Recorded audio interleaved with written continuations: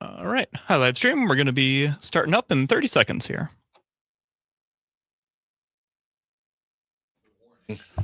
Well, you know, you got to do a little bit of something here. We appreciate that. 1 2 1 2 1 2. All right. 10 seconds or so here.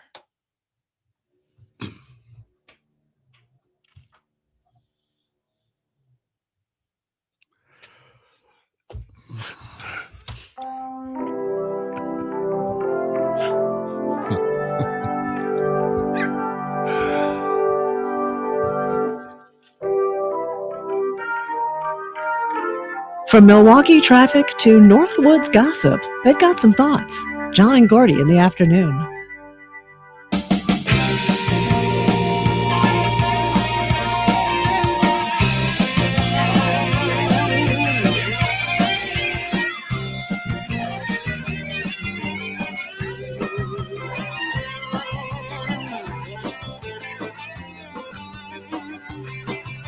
Hey now, Good afternoon. we're back. We're back in the afternoon. It's John and Gordy. That's John Peterson. I'm Gordy Young, along with our producer of the day, Parker Olson. Good Hello. afternoon, Parker. Good afternoon, fellas. It's good to see you past noon. I don't think I've ever seen you past noon before. Right. Yeah, I know. You've seen us kind of a little ragged, tired in the morning, first thing. Yeah. It's usually how it goes. Me too, though, to be fair. It's not Yeah. just you. Ah, Okay. yeah, right. Yeah. Well, you're the producer on Pat Kreitlow's show, so you get here about the same time that we all get here, early morning. Before the sun has even thought about coming up, yes, is usually Right. when I'm here. Yes. Well, it's good to have you on board this afternoon. Good to be here. Yeah. And it's kind of a cloudy, gloomy day from our home studios here in Madison, Wisconsin. Indeed. And cloudy and overcast. And, you know, up north, they're talking about a big snowstorm coming our way. Big snowstorm for the Thanksgiving holiday weekend. Not down in the southern part of the Really? state. Okay. Well, we'll get some. I thought we were going to get a ton of snow. Yeah. It's that damn wedge from the The polar vortex the from hell. the polar vortex from hell. I see. You know all of the I different. used to know it. I don't know it anymore. Oh, I forget. Formations You of were a weatherman. atmosphere. Yeah. Yeah. You know this I've stuff. forgotten it too. Yeah. So that's coming down, and it's going to create a lot of snow Here- this winter early. We Yeah. never have snow until maybe, I don't know, April. No. It just seems like that. No. Yeah, there's talk about big snows up north, you know, over the next few days. Yeah. But yeah. I think any snow that Yeah. reaches us is going to be fairly light until maybe Saturday. Mhm. But we could get some. Well, before you then. never know. Yeah, but up north, they're talking about maybe 2 feet of Wow. snow. Oh, I mean, way up north. wow. That's Way too up much. north. That's way too much. It's too much. I like snow, but not 2 feet of snow. Are you from Wisconsin originally, Parker? I'm from here, actually. I'm from Madison. Yeah. Oh yeah. Yeah. Mhm. Yeah. I went Okay. to LaFollette High School. So I'm Okay. familiar Oh, sure, with the block. sure, Yes. yeah. All right.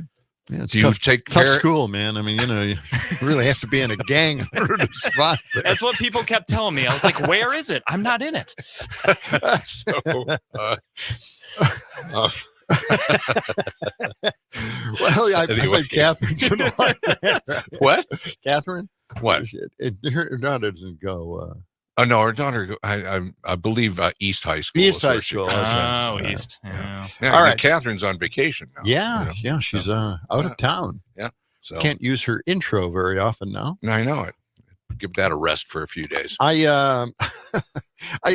have to tell you, on my drive here, Yeah. I have Sirius, and I thought I'd listen to MS Now Oh sure. on Why my not? car radio. Oh, Yeah. what the hell? Listen to a television audio. I can do that now. High technology. Yeah. And Katie Tur is on, and they had this late-breaking story, that Kash Patel, FBI guy, is Mhm. on the edge. They're ready to fire that guy Right. because Because he's a knucklehead. He has abused Yeah. the powers that he has. Yeah.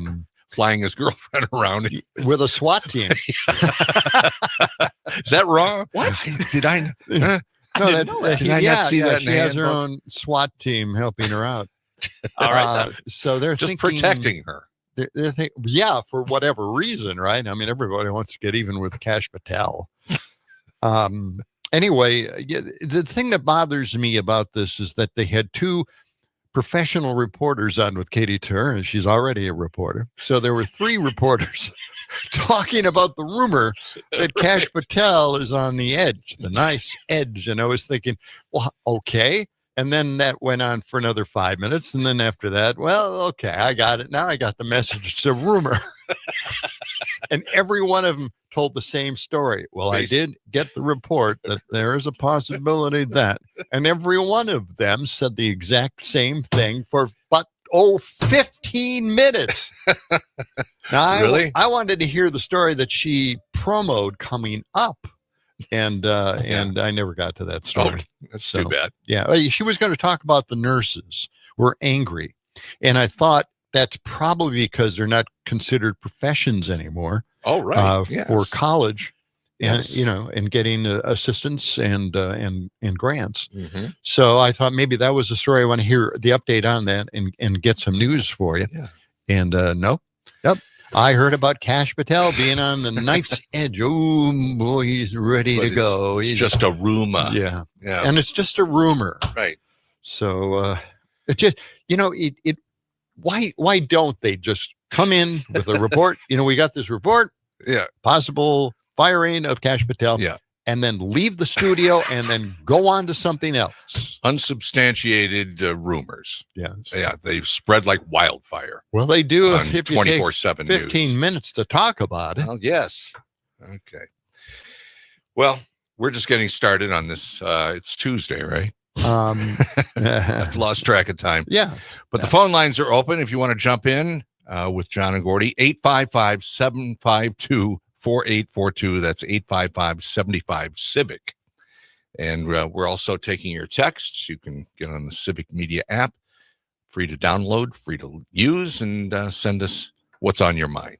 Okay? Yeah, we have a text here from Steve from Milwaukee saying the pro-fascist immigration freaks don't even realize the laws this administration is breaking in the process of this mass deportation nonsense.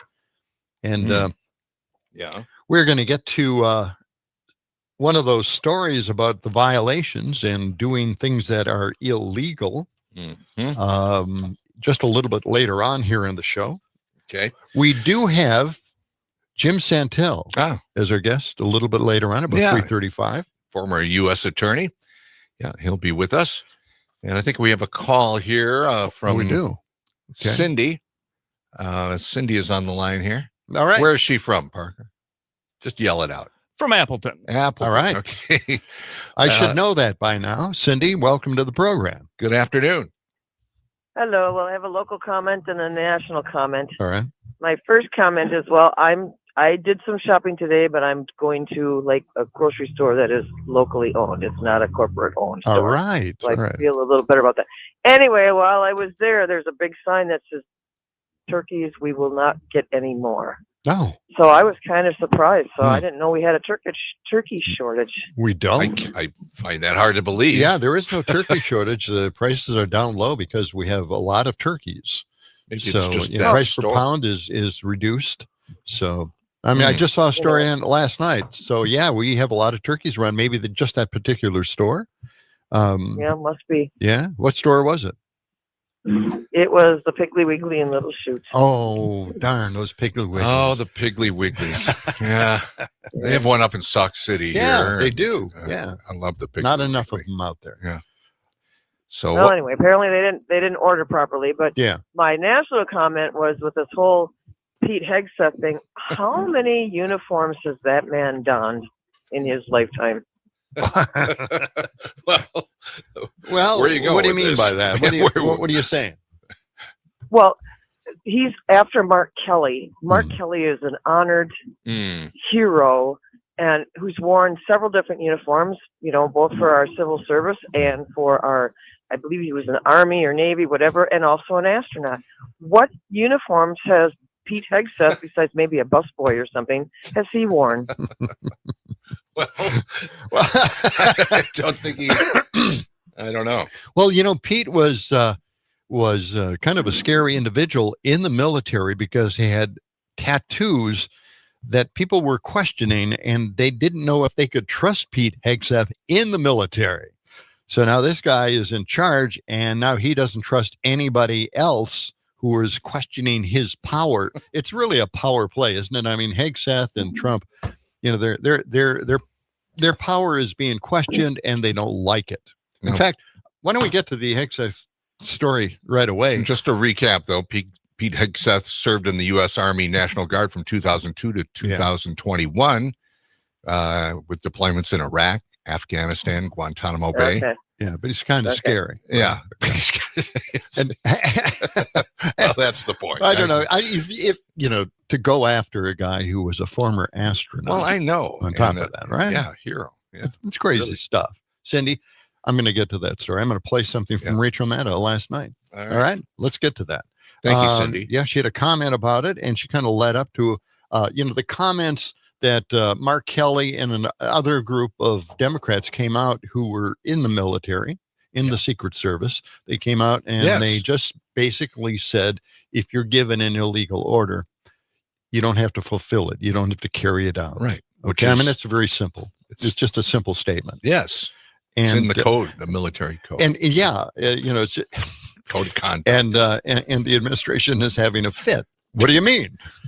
You're telling them not to take my instructions? What? Yeah. Anyway, we have Rachel Maddow kind of summing up the lead up to that, and then a short segment with Mark Kelly himself talking about it. So let's listen to this.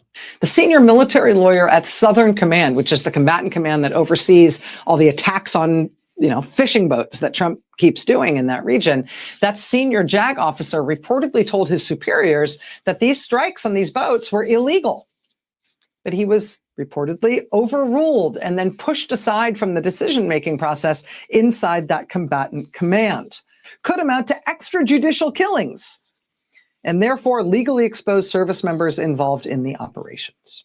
And if our longstanding allies are pulling out of intelligence sharing with us because they think Trump's orders on these boat strikes are illegal, well, that might go some distance toward explaining why 6 members of Congress, all of them former military or intelligence officers, decided to release this video about the possibility that Trump might be giving military orders that are illegal. Pentagon saying they are reviewing, quote, serious allegations of misconduct against Senator Kelly, and that he could be recalled to active duty for court-martial proceedings. Well, Rachel, I said something that was pretty simple and non-controversial, and that was that members of the military should follow the law.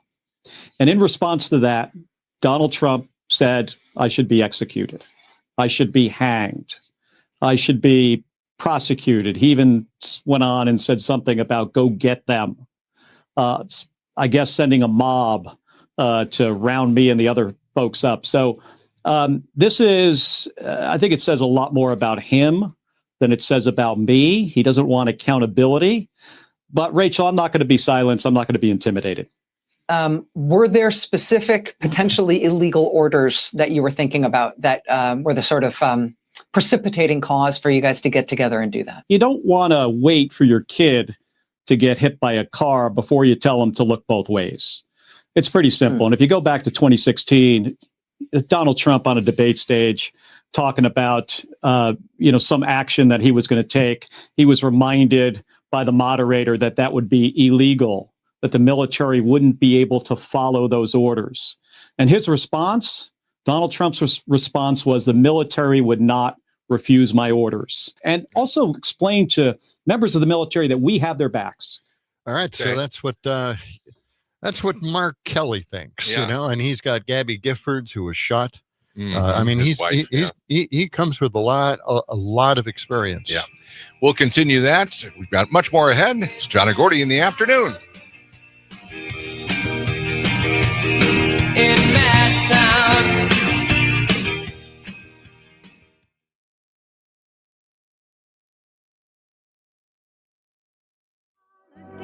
Happy holidays, happy holidays. Hi, Judy Summers again. Looking for that perfect tree? Check our website at summerschristmastreefarm.com. Happy holidays from the Summers family. Get ready, Madison. Elsa's Own Jarocho is now open on Plaza Drive. 5-star authentic Mexican cuisine, fresh, homemade, and the best prices in town. See why one review said, best tacos I've ever had in my life. Elsa's Own Jarocho. You won't leave hungry, just happy. Keeping you connected to your local community. Here's Terry Barr with the Civic Media Radio Network. If you've ever snapped a photo at Lambeau Field, turns out you're in good company. A new study from sports analyst PixWise shows the legendary home of the Green Bay Packers ranks among the most Instagrammable stadiums in the NFL. Researchers looked at every venue, then counted the times fans tagged it on Instagram. Lambeau Field scored big, landing at number 7 with more than 218,000 hashtags. Fans point out the mix of history and heart that makes Lambeau so photogenic. From the frozen tundra and the old school bleachers to the modern updates that still honor its past. So at the top of the list, well, MetLife Stadium in New Jersey, home to both the Giants and the Jets. By the way, Soldier Field in Chicago ranks 4th. But when it comes to capturing that perfect game day moment, few places shine quite like Green Bay's own Lambeau Field. Until next time, I'm Terry Barr. My name's John Driscoll, proud member of the Patriotic Millionaires. When I was CEO at CareCentrix, I doubled entry-level wages. The impact? Productivity went up, turnover went down, and the company was successful. When employees are off the clock, they're real consumers, the consumers that drive the economy with their spending. By paying employees a fair wage, we're actually helping out all of us in giving our economy the best chance 30 to succeed. seconds. I'm John Driscoll. I'm a patriotic millionaire, and I approve this message. Being blind doesn't look how others may think. Retinitis pigmentosa aimed to overwhelm my family. It tried to cut me down. I know where to find support. Learn more. 15 seconds.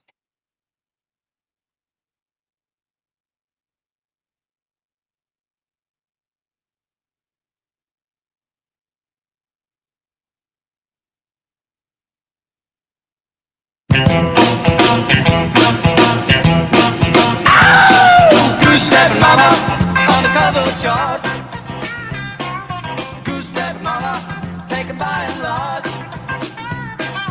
While you tinker with some tailor, someone sold you to a sailor. Goose-stepping mama, oh yeah. Goose-stepping mama, goose-stepping mama. This afternoon, boogie all night long. John and Gordy. We are broadcasting live from our Madison studios, WMDX, just a block off of the Capitol. And it's just kind of a cloudy, overcast day here. And if you'd like to get in on the program, 855-752-4842. That's 855-75-CIVIC. Got it. And we'd like to hear from you, or at least text us and tell us what you think. We want to hear from you. Yeah. We've got an update coming up a little bit later in regards to the healthcare debate that's going on now between the Republicans and the White House. Mm-hmm. So we'll catch up on that. Okay. It's kind of exciting. I'm anxious. I'm a little nervous. And I have a great cut from Tim Burchett. Burchett. Dadgummit. Dadgummit. I want to see something happen. Dadgummit. Tim Burchett. God. But I hate the guy normally, but I'm getting to like this guy because he's a character. Yeah, I know he is. I know he is. So a few screws loose, but he's they all have entertaining. A screw loose. Yeah. All right. Anyway, let's get to some survey information here. I don't normally get to survey stuff. You're not a big survey guy. I don't like surveys. Well, ever since you quit the census a few months ago, that's not the reason steered why away from surveys. That's not the reason why. I hate no. surveys. Well, you did it for 8 or 9 years. Well, I could see where you get burned out. Polling and surveys, they're very temporary, and it depends on the question and blah, blah, blah. Right. They really research the survey questions right. at the Census Bureau. Ah, okay. But these are fly-by-night survey people. Well, what's this survey all about? This is, I don't know what it's all. No, I know what it's about. It's about the economy. And this is an Economist YouGov survey. And according to this, Trump's job approval is now 19 points down from last month, wherever it was. Yeah, I think I think it was only up 5 points. So there's nowhere to go now, but down.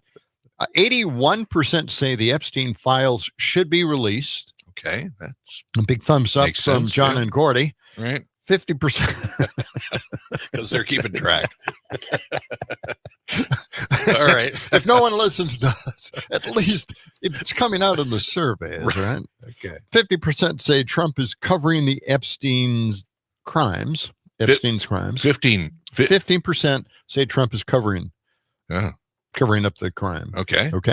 52% say the economy is getting worse. That's pretty bad. That's pretty bad. I remember it was like that when Biden was in charge, Right. and everything was rolling along fine, and we were the envy of the world. And still, people thought, yeah, it was pretty bad.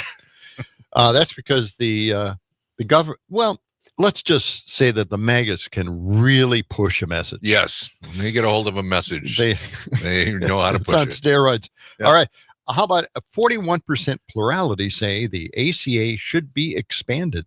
That's pretty good. Okay. Yeah. Mm. All right. So now consumers soared on the economy and the future, and they worried about the inability to find a job, according to a conference board survey. All right. I don't know who they are, but they're pretty important to be included in my lineup here of surveys. I don't know if any of this is accredited. I'm starting to have my doubts. I got your sources are flimsy, and I got to tell you that maybe I shouldn't be doing survey stories anymore because I don't take them very seriously. But here they are. Okay. Consumers, when they had a chance to write in their answer, their write-in responses referenced prices and inflation, tariffs and trade, and politics. Now, from the right-wing Rasmussen survey, 4 out of 5 voters think corruption is a problem in D.C. Where'd they get that idea? 4 out of 5? Wow. That's a right-wing survey? Yeah, well, yeah. Or leaning right? They do. They ask questions that kind of lead people into answering one way, and it's usually the mega way. Oh. That's pretty telling, and I think, and also a reflection on Trump. 80% of likely voters believe the federal government is corrupt, including 44% who say it's very corrupt. 44%. Oh, geez. They think That's it's not good. Very corrupt. I feel reassured. I don't know what you're talking about. Really? Well, I am too. I guess I would be. Yeah. Well. But, it says everything about Trump, doesn't it? I mean, this guy is in the press all the time, in the news. Right. Right? Yes. Wow. There's more? Only, one more little thing here. Only 14% don't believe there's much corruption in Washington. 14%. They think everything's just fine. That's the base. Everything's good. That's right. Yep. Okay. All right. Now let's get into something here that the megas also deny liking or wanting to believe in, and that is socialism. They don't like socialism. We got about a minute left here. Yeah, they don't like socialism. No, they don't. I know. And we'll get into a little bit of information in regards to this particular administration. The Trump administration is becoming very, very socialist. Oh, really? Maybe that's why they like Mom Donnie. Right? Oh, possibly. Maybe. That could be. Yeah. Okay. Because once you start owning businesses, and by the way, that's also part of fascism. Once you buy an interest in businesses, well, socialism. All right. Or fascism. You can take your pick.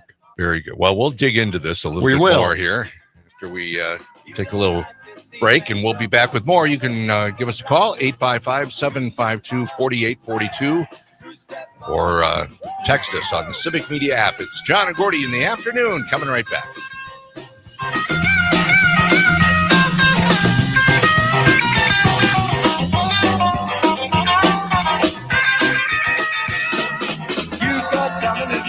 Something tells me loud and clear.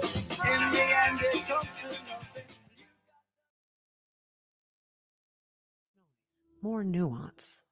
From the Capitol to your kitchen table, Madison's biggest stories live right here on 92.7 WMDX.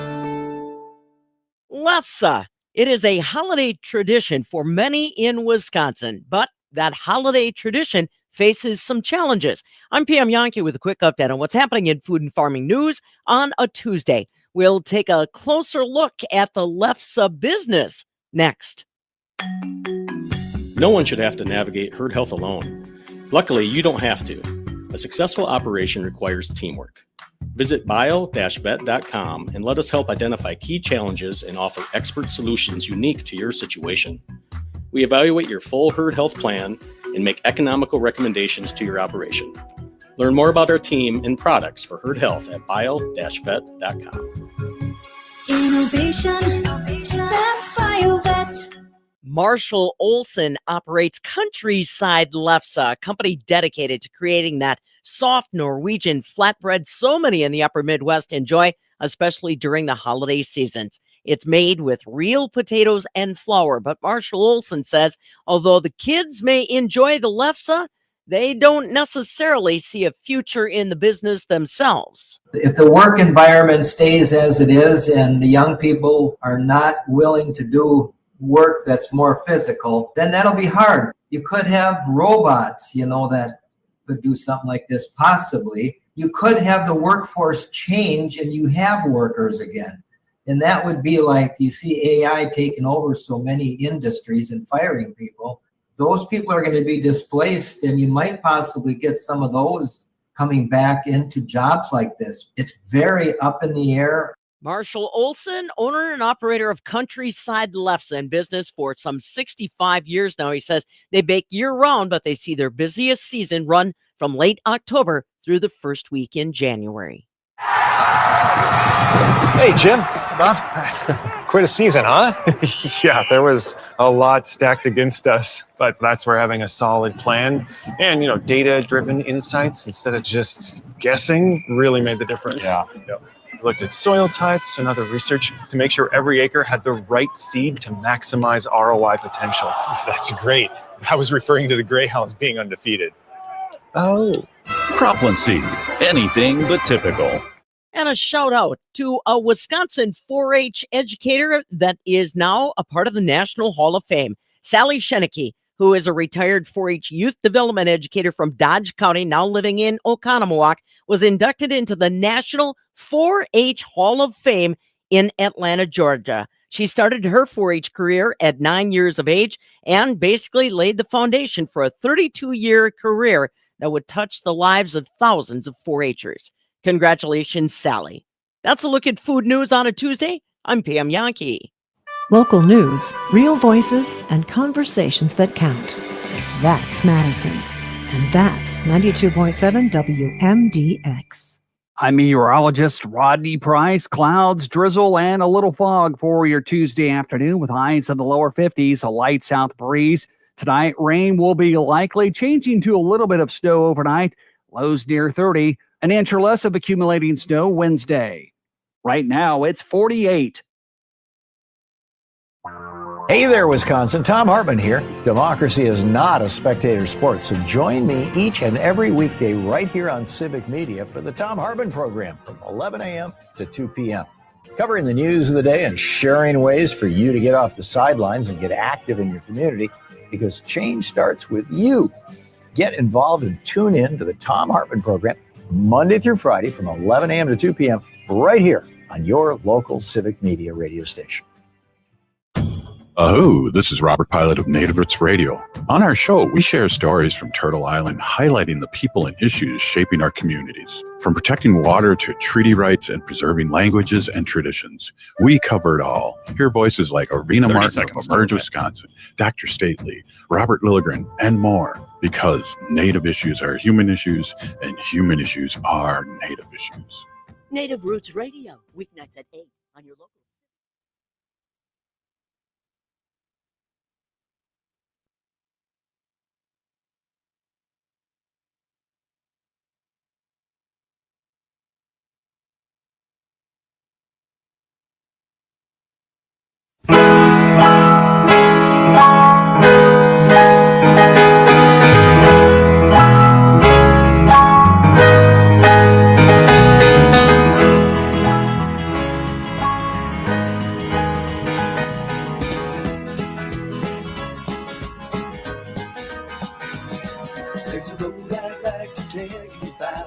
lives in my hometown.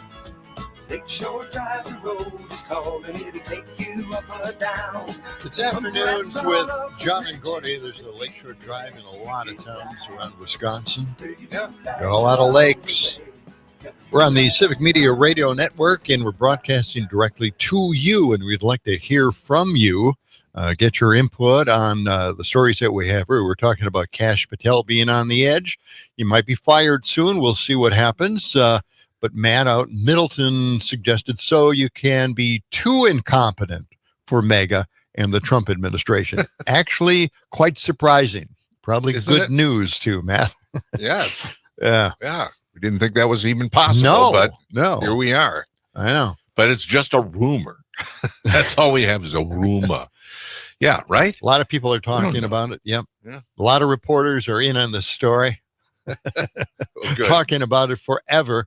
They Just don't- no they don't have- confirmation yet. Yeah, they don't have any information that's solid.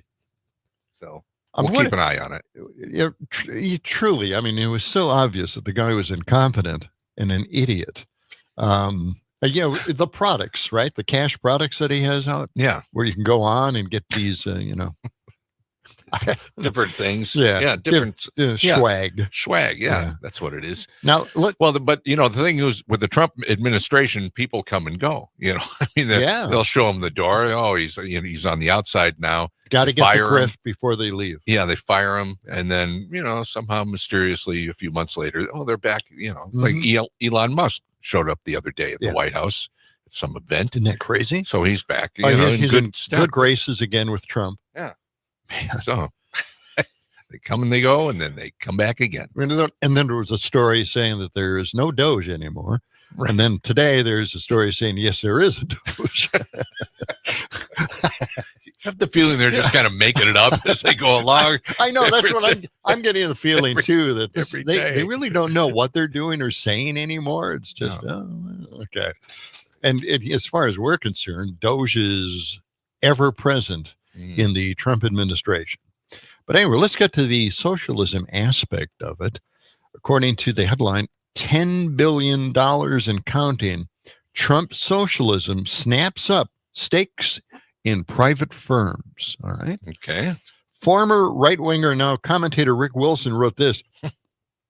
The Trump administration is trading billions of dollars of taxpayer money for ownership stakes in companies, which contradicts traditional Republican thinking about the power of the free market to identify winners and losers. It does. I mean, this is a direct contradiction. Government intervention may result in corruption and market distortions and possible loss of taxpayer funds should those investments fail.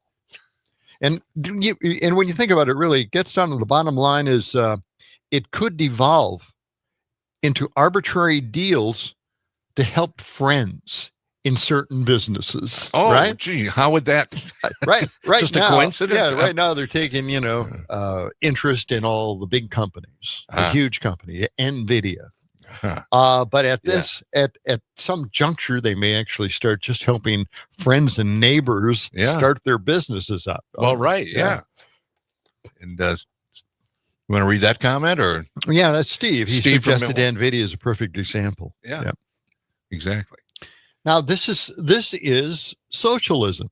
This, no matter how you look at it, it's socialism. It could also be fascism, owning the businesses and the profits, and of course, paying off all your friends. So you can look at it any way you want.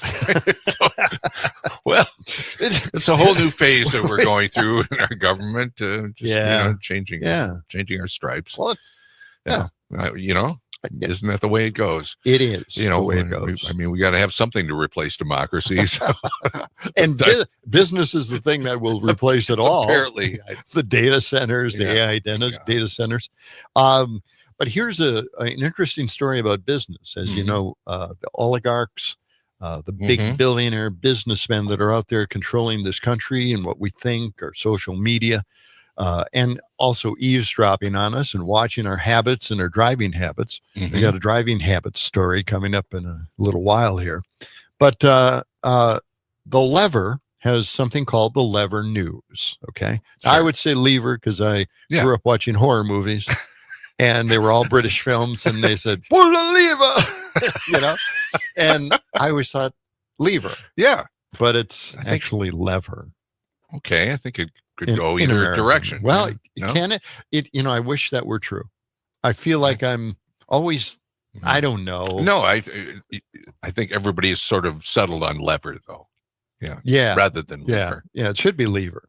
Anyway, the Lever News came out with this. Business wants a new First Amendment right. Oh. Yeah. A right. Yep. Exxon is petitioning the Supreme Court to grant corporations a new First Amendment right, get this, to avoid disclosing how much toxic pollution they are spewing and how much they are incinerating into the atmosphere that supports all life on the planet. Oh, so they should have the right to not disclose any of that. Yes. Just keep that protected information. Exactly. Yes. They want that right, so they're going to the Supreme Court. I'm glad to know that I was very clear in reading the story to you, Gord. I mean, if you got the money, I guess you can go right to the Supreme Court and get an answer. Okay, but you think that's bad, right? I mean, that was that's bad, right? Let's go from bad to worse. Okay. Right? Somehow, this helps explain America's healthcare crisis in this country. The EPA is starting to allow the use of pesticides containing PFAS on food. What? So not only are we talking about pesticides on food we eat, but PFAS covered pesticides on our food. I just coughed up a lung. My God. Are you kidding No, me? I'm not kidding. As MAGA Republicans adopt the bizarro world philosophy. Do you know what the bizarro world philosophy is? If you ever read old Superman comics, Bizarro World was a square planet. Okay. And they had a philosophy of doing everything the opposite. Right. And this is their code. This is the Bizarro code. You've got it right there. Right here. In cartoon form. I do. I took a clip of this. Okay. It says Bizarro code. Us do opposite of all things earthly. Us hate beauty. Us love ugliness. Is big crime to make anything perfect on Bizarro World. That is their philosophy right there. Yeah. So I think they are nailing it here in this country. I can't believe this. Really, seriously, is okay. So what do they spray this pesticide covered with PFAS on? Yeah, what do they? Lettuce and broccoli. Okay. The two foods we probably don't sit there and wash real extensively, right? I mean, you get them in a package. They look nice. Sure. You don't want to add water to it because you're going to put salad dressing on it. All right. So you just put it on your plate and eat away as it's covered with pesticides soaked in PFAS. Broccoli and lettuce. Does it say where this is happening yet? Or, I mean, is this in a certain part of the country? I don't know where. It's just a story that explained that is something that's going to happen. Wonderful. Oh, well, I'll tell you what. Why don't we listen to it? Okay. I actually have a clip here. 173, let's say. The EPA is starting to allow the use of pesticides containing PFAS on food. It's part of an effort to roll back the regulation of what are called forever chemicals because they don't break down easily in the environment. Last week, the agency approved the use of 2 new pesticides that qualify as PFAS. It means that farmers could spread them on crops like romaine lettuce, broccoli, and potatoes. The Washington Post is reporting that agency plans to approve 4 more pesticides. Not much is known about their long-term impact, but PFAS have been linked to certain cancers, birth defects, and other health problems. In a statement to the NewsHour today, the EPA said it will provide transparent, science-based information on how the chemicals are evaluated. But science already says that it's cancer causing Right. at any level. That's your science, not my science. Oh, okay. Come on. Alternative facts, John. Yeah. Parker? Yeah. Oh, yeah. Okay. Well, yeah, you're right. He's operating in bizarro world already. But here's the thing, right? I mean, so they tell us and they're open about it. Yes, this causes cancer. And yes, we're putting it on your broccoli, on your lettuce, and your potatoes. Okay. Well, that doesn't assure anybody of anything. Come on. I mean, you can tell us that, but now we're not going to eat lettuce, potatoes, and broccoli. Right. Okay. Now we just had a story with the farm babe talking about lefsa, It's made with potatoes. Yes. And a little tip here. You know, my mom. Well, okay. I know a few people that made lefse, and you use potato flakes. Oh, okay. Yeah. So it works better that way. It's easier to manipulate. All right, I just threw that in. Good to know. All right, in case got you're a couple of phone you're on your way to making lefse right now. Yeah. Let's go to Kathy. Kathy, welcome to the show. Hi, Kathy. Hi. Go ahead. Hi. Glad to hear you on the afternoons. I was tending to oversleep the first hour of your morning show anyway, but Thank you. so, and best of luck on this time slot. Well, thank you. Gordy, I didn't remember, or I didn't catch if you made any comments about your show last night. Not yet. No, I was going to talk about it eventually here, but we can talk about it now. Yeah. Oh, I have patience, whatever. But I used to enjoy Paul McCartney and all. Yeah. But he can't sing anymore. Well, okay. Has a terrible voice. You are now on the same wavelength as Gordy. Now you are. Where did you hear that? mean, Where did you, or did you see just heard him recently? sing. Oh, on the tube. Yeah, he was on a TV show. He was on an SNL back. 50th anniversary, That's right. and he closed the show there. And yeah, there's been some comments about his vocals for quite a while. But Well, yeah, I know it. I know. Maybe he's got he still makes great music, maybe, and has a great backup band or something. I didn't hear the concert or anything, but well, I'll give you my also, review here if you want. Oh no, go ahead. What else you got? Well, also I was going to mention about the PFAS thing, and there was an interesting show on Tom Hartman earlier about how the farmers have been spraying stuff with glyphosate on their crop or wheat crops before harvesting. And that's probably why people have so much problems with wheat sensitivity. And yes, being one of them. I heard with part of that gluten stuff. conversation. Yep. Yeah, but that's. I mean, I bought some Roundup lately, and it doesn't have glyphosate in it anymore. Okay. So, but I don't know what they're using on this. Yeah. But so buy local, buy organic, peel your vegetables, that sort of thing. And God. I know. I've made lefse with my grandma. My different people in my family make it. Oh, do you? Yeah. Well, I don't know. It's not. But have they tried the powdered or the potato flakes? No, that's cheating. That's horrible.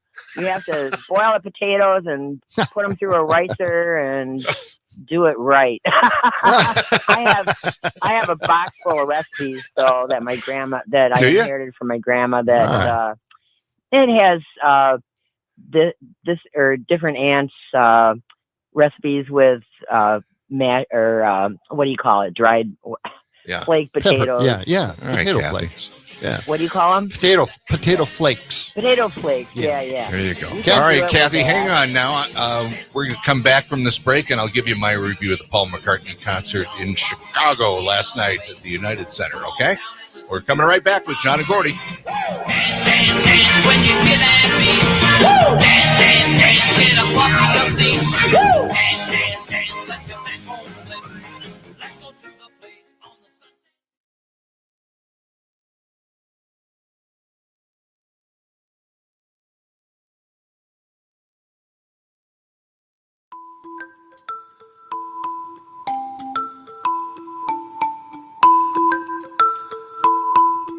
Does Wisconsin have any mountains? No, Wisconsin doesn't have any mountains or mountain chains because it sits in the middle of a tectonic plate and its ancient ranges eroded long ago. About 1.8 billion years ago, collisions formed mountains like the Pinocchis, later worn down by glaciers. The U.S. doesn't have an official definition of a mountain, though Britain sets it at 2,000 feet. The state's tallest points, Timms Hill, Rib Mountain, and Lookout Mountain, peak around 1,950 feet. Wisconsin's location makes new ranges unlikely. I'm Trisha Young for Wisconsin Watch. Fact briefs are bite-sized fact checks of trending claims produced by Wisconsin Watch and GigaFact. Read more at wisconsinwatch.org.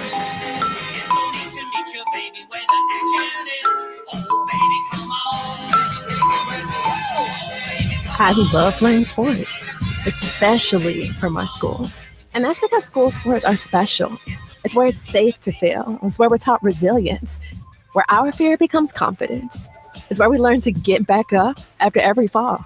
School sports are where 7.8 million students go from I can't to I can. This message presented by the WIAA and the Wisconsin Athletic Director.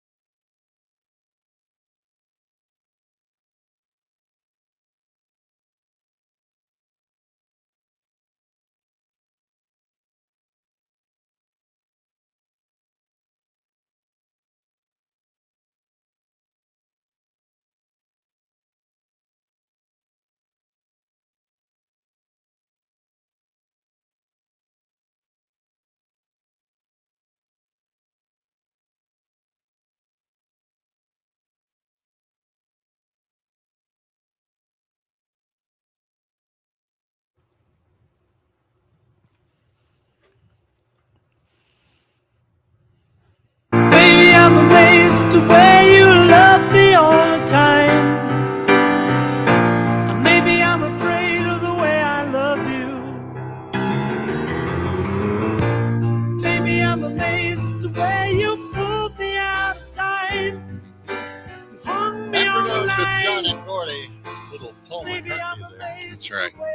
Yeah, now that was, I think, the original version. Yeah. Maybe I'm Amazed. It came out about 1970-ish, I think. Was it? 70, 71. It was a really somewhere in great there. song. It was great. It was terrific. Yeah. Yeah. So I went to see the show last night at the United Center. Yep. Sold out place. Tonight is the very last show of his tour, Paul McCartney's tour. Now, he's been on tour since 2022, 3 years of touring. There's been breaks in those tours, for a few weeks here and there, a couple of months here and there. But he's really been on tour for 3 years. And this was a big extravaganza show. I mean, most of it was really great. The band is wonderful. Of course, Paul, what more can you ask for to have a Beatle singing Beatles songs for you? No, I mean, it's great. You can't pass something like that on. It's fun. Yeah. And most of the time, it was pretty good. It was really good. And there were some songs, though, that, I'm not the first one to say it, but Paul his voice has changed, and it's changed quite a lot. And he's been on the road for 3 years. 3 years. Yeah. And so first part of the show, I thought it was okay. It was pretty good, but there were some times he was obviously straining. And I'm a big fan. I mean, I want him to do well. And of course, the place was packed. Everybody's cheering him on. And it is a big extravagant, a lot of lighting effects and a lot of video and everything. And it was great. It was really emotional and very, very good show. But yeah, he's just reached that point where he can't hit some of those notes anymore. And so they work their way around those or change the key of the song, that kind of thing. I was going to ask you about it. Why didn't they change the key to the music that he plays? Why didn't they do that? They can do that, but still, that doesn't, that no one's going to notice that.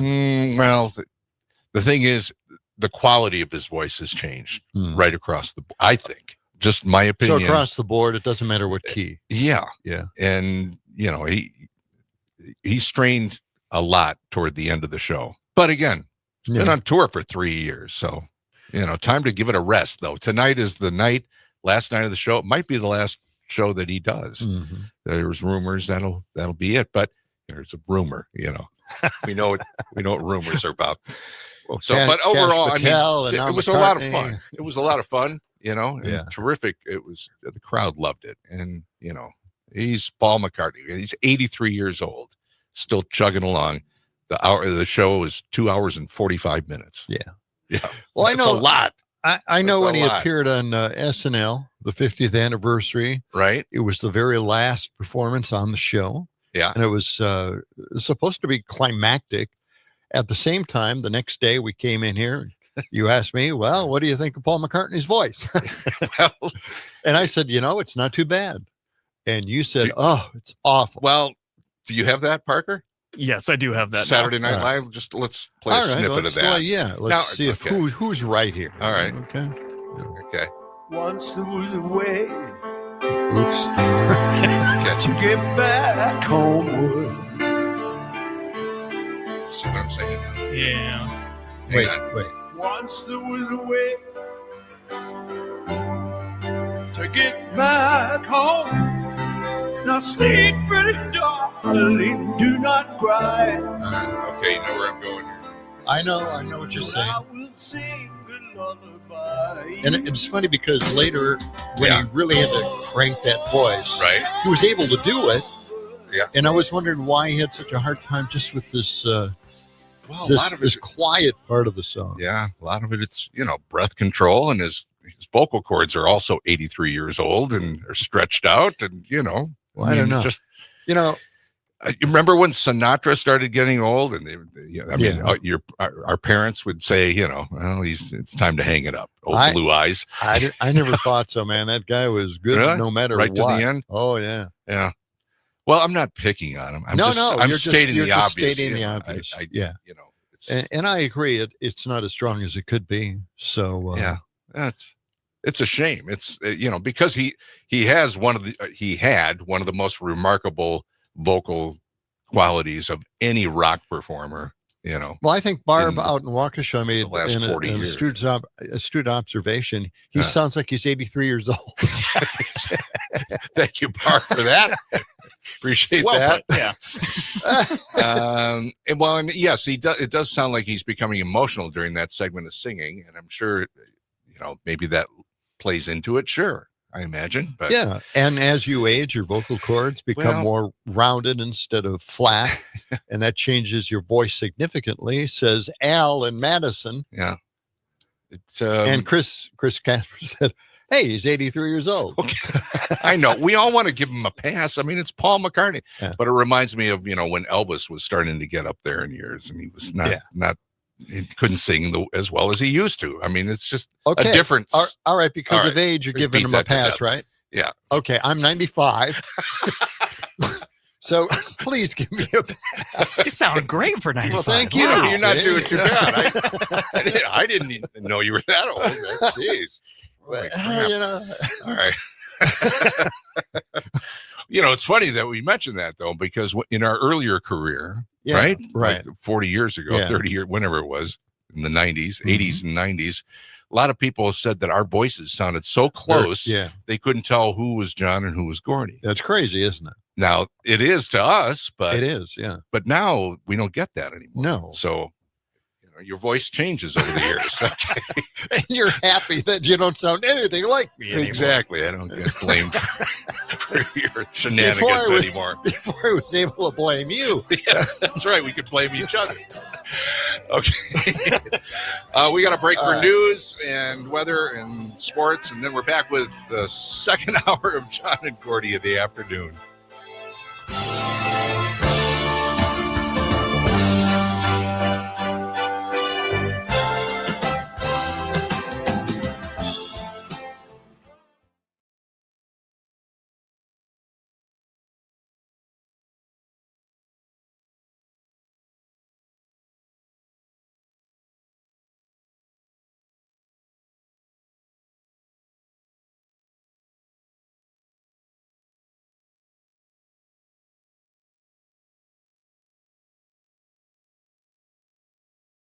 Yeah.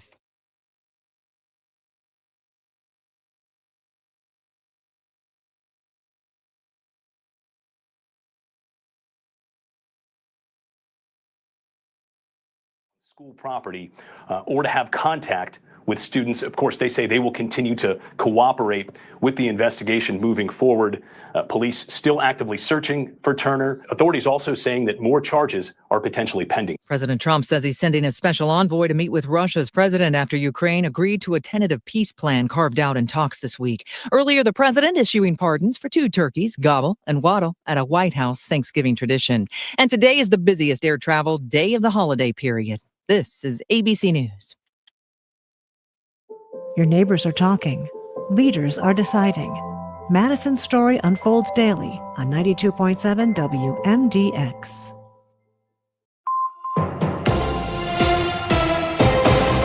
For 92.7 WMDX News, I'm Savannah Tomei Olson. Madison officials have chosen an interim independent police monitor.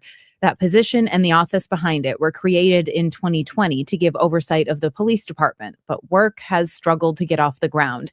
It took 2 years to get a permanent monitor hired. Her name is Robin Copley.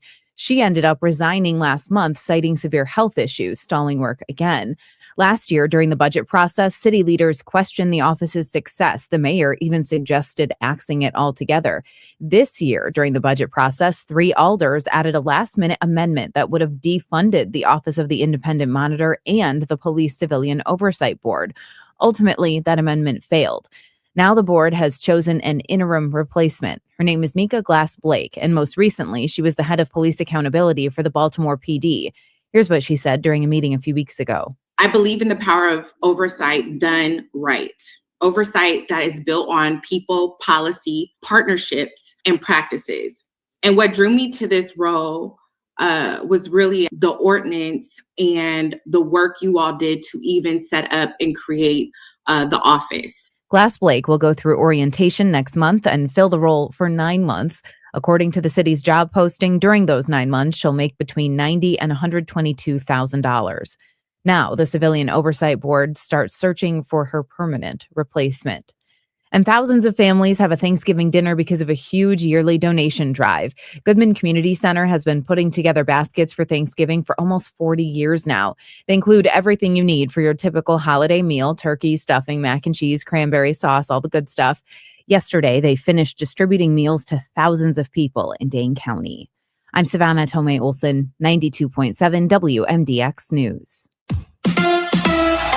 The Packers prepare for the Lions. Hi, I'm Mike Clemens with Sports NFL. The Packers head to Detroit to face the Lions on Thanksgiving. Kickoff at Ford Field at noon Thursday. We learned that quarterback Jordan Love is dealing with a separated left shoulder, an AC joint sprain he suffered last week against the Giants. Is that why he was only handing off the ball with his right hand against the Vikings? Yeah, exactly. Didn't affect me too much. Took a couple hits on it, but was fine for the most part. And yeah. NBA, the Bucks losing at home last night to Portland, 115-103. It's their 5th loss in a row. They play the Heat in Miami tomorrow night. And the Wisconsin Badgers, Mimi Collier, on being the #1 pick overall in the Major League Professional Volleyball Draft. It was so much fun. We're having a little watch party in the locker room right now. The whole staff is there. Some of the girls are there. And it's so nice just being surrounded by people that I love and experiencing a moment like this. And it's something I'll never forget. That's Wisconsin's Mimi Collier with Sports. I'm Mike Clemens. Construction barrels bloom every spring. So do opinions. WMDX, guiding Madison through life's most predictable surprises. I'm meteorologist Rodney Price. Clouds, drizzle, and a little fog for your Tuesday afternoon with highs in the lower 50s, a light south breeze. Tonight, rain will be likely, changing to a little bit of snow overnight. Lows near 30, an inch or less of accumulating snow Wednesday. Currently 49 degrees. Doctors Without Borders is delivering life-saving medical care where it's needed most in communities around the world. From bandaging war-wounded patients in Sudan to providing clean drinking water in Haiti, we're in more than 70 countries worldwide, bringing patients from sick to recovering, from emergency to aid, from crisis to care.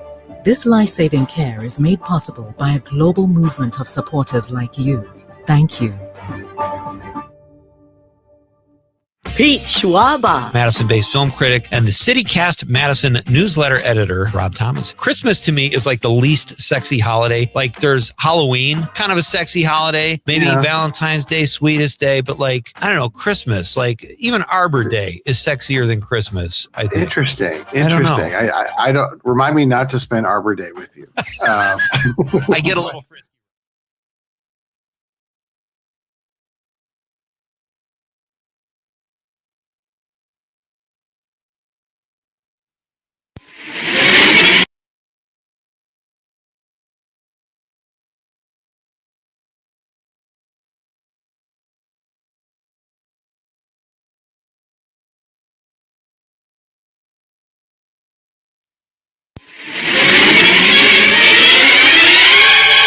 Is Paul McCartney dead? Are the Beatles trying to tell us through their records and album covers that Paul is dead? Or is this a grand promotional gimmick concocted to bring the Beatles into the spotlight again? If so, will it help them or will it hurt them? Or is it simply a series of coincidences that really have no meaning? We certainly hope that it is not true. We really feel that Paul is alive. But here is the case, presented by those who say Paul McCartney is dead. Oh, remember that. Yeah. Those people who say Paul McCartney is dead point to the lyrics of the song A Day in the Life. I read the news today, oh boy, about a lucky man who made the grade. And though the news was rather sad, while I just had to laugh, I saw the photograph. He blew his mind out in a car. He didn't notice that the lights had changed. A crowd of people stood and stared. They'd seen his face before. Nobody was really sure. I read the news today, oh boy, 4,000 holes in Blackburn, Lancashire. Yeah. And though the holes were rather small, they had to count them all. Now they know how many holes it takes to fill the Albert Hall. We don't have to do with I'd love McCartney to turn you on. That's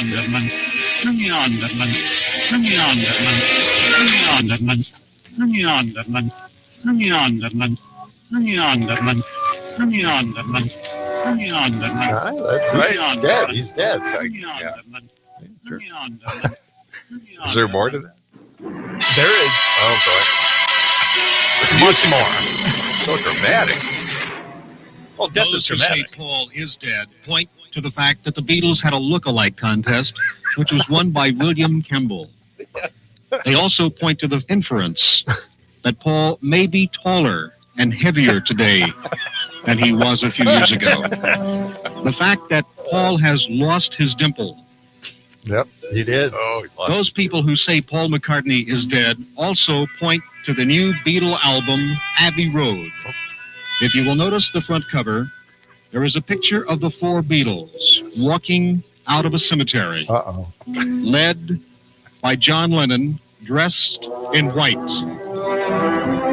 Some people say this signifies Christ. Followed by Ringo Starr, dressed in black. Some people say this signifies an undertaker or mourning. Followed by Paul McCartney, barefooted. In England, the dead are buried without shoes. They also point to the fact that Paul McCartney is carrying a cigarette in his right hand. Paul is left-handed.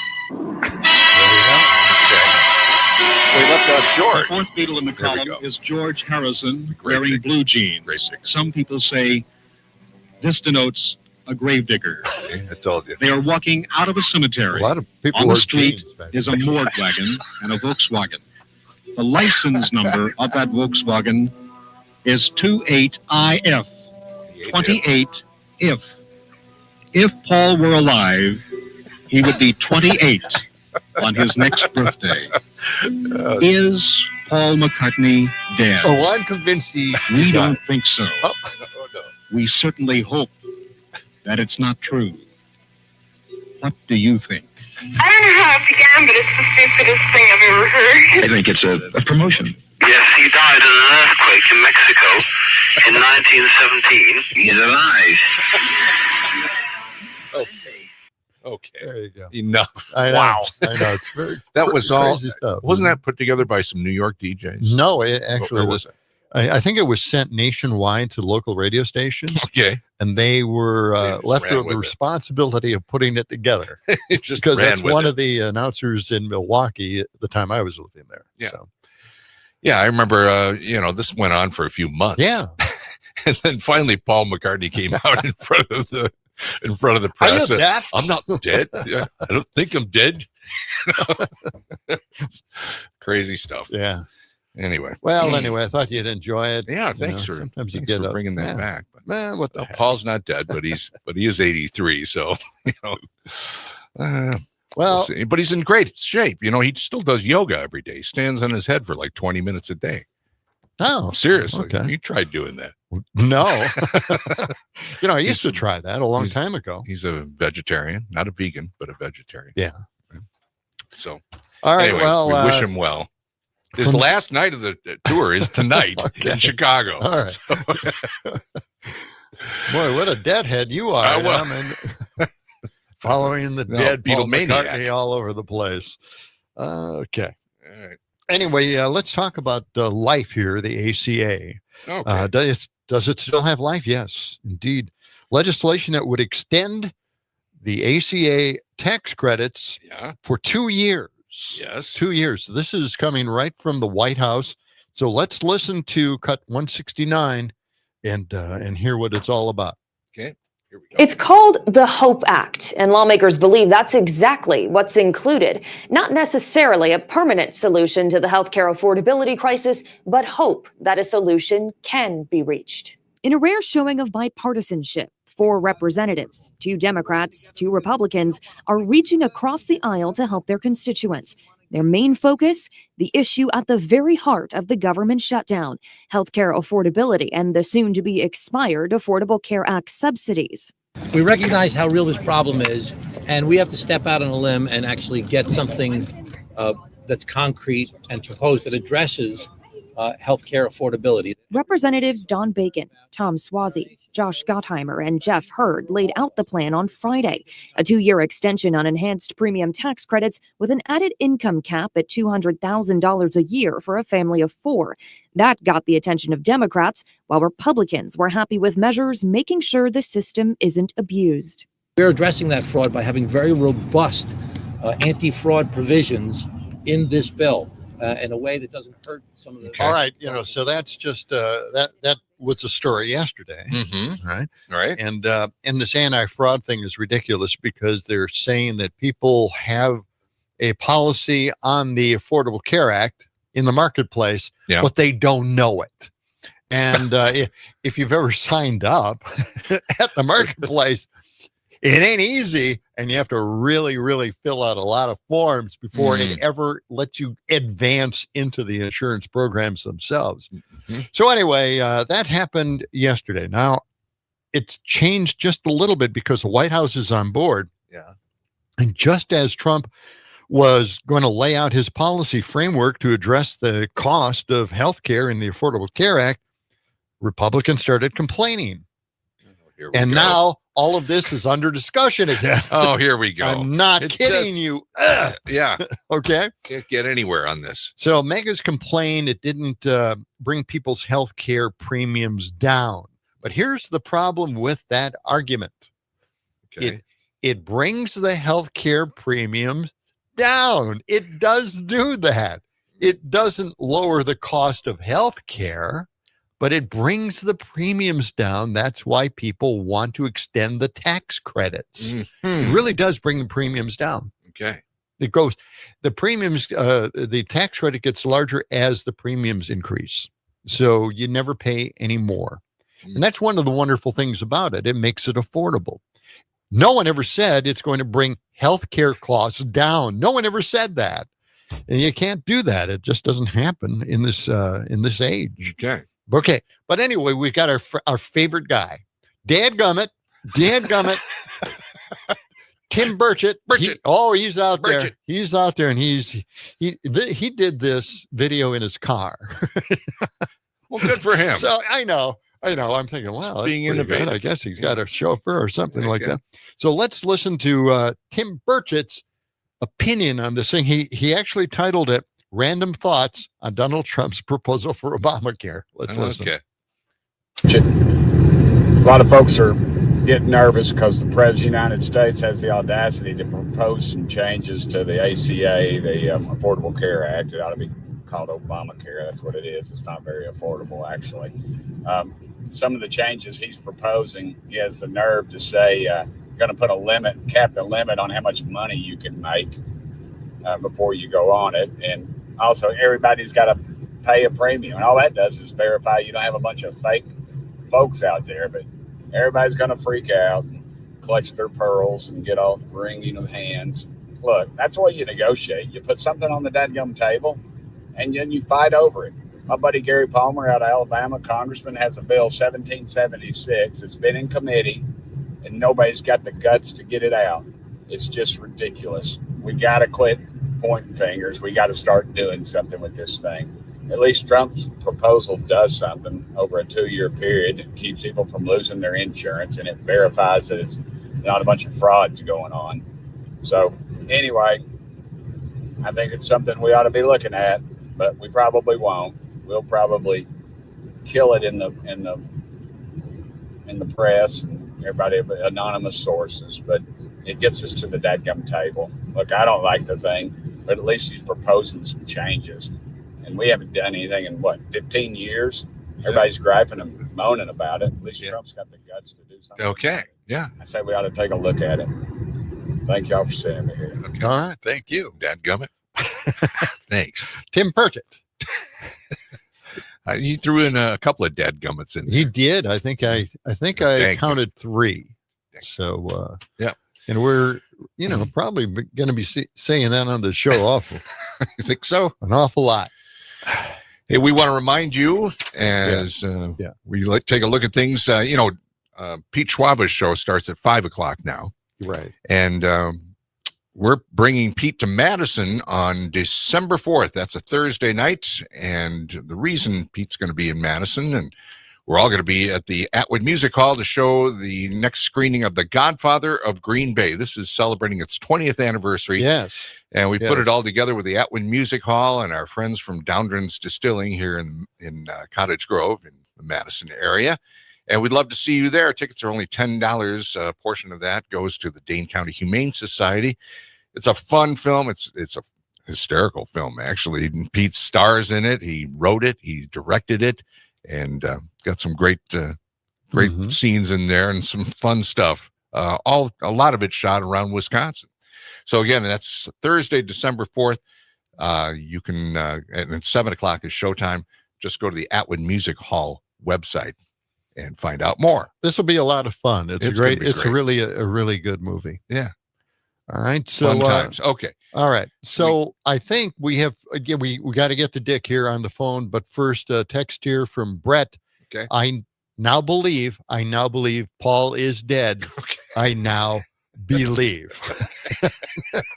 Well, then we had that hard-hitting report from many years ago for investigative news. If everybody had heard that, they'd probably know that Paul was dead, and this is just an imposter, a lookalike contest winner. The fact that they had zero facts, no evidence, nothing, just a bunch of rumors tied together. Well, I don't know. When they said that George Harrison was wearing jeans and, Gravediggers wore jeans, I was convinced. Yes. That was Everybody it right there. He's wearing bell bottoms, for Christ's sakes. Come on. Such a stupid hoax, But it was great. That I got to tell you. Yeah. That's like episode number 7 or so, wasn't it? The cut. Paul is dead. Yeah. Yeah. There were like 8 or 9 cuts. They built this thing for months. Oh my gosh. Are you kidding me? All right. That was just one episode. When we come back, we'll take more of your phone calls here, 855-752-4842. It's John and Gordy in the afternoon.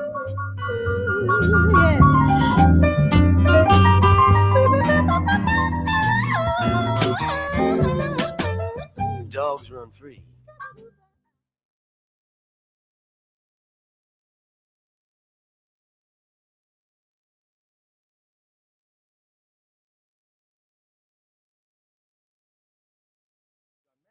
Adjustable bases. Plus, save big on all the other stuff. The Black Friday event, only at Verlo.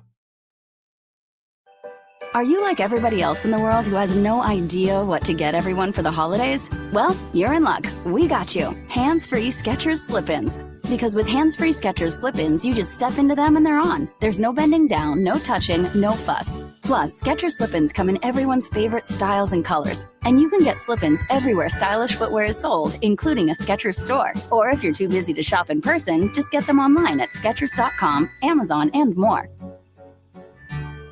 Seems like nobody in America agrees on much of anything these days. But can we agree the federal government shouldn't tax people into poverty? If you work full-time, you should be able to afford your basic needs. Don't you think? We're the patriotic millionaires. We believe your full-time job should cover what it costs to live. We think your first $45,000 of income should be tax-free. And multimillionaires? We should pay more to fund your tax cut. Go to first45taxfree.com to learn more. A working class tax cut paid for by millionaires. That's an idea we can all agree on.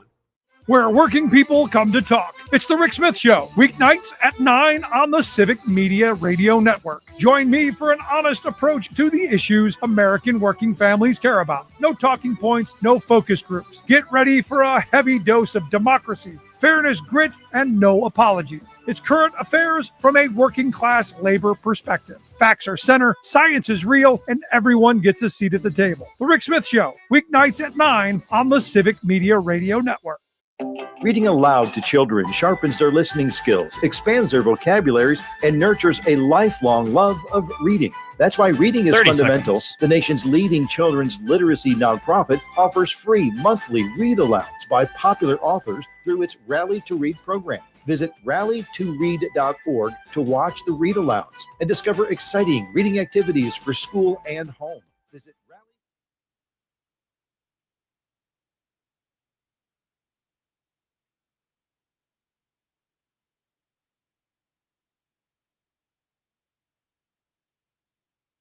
One step beyond.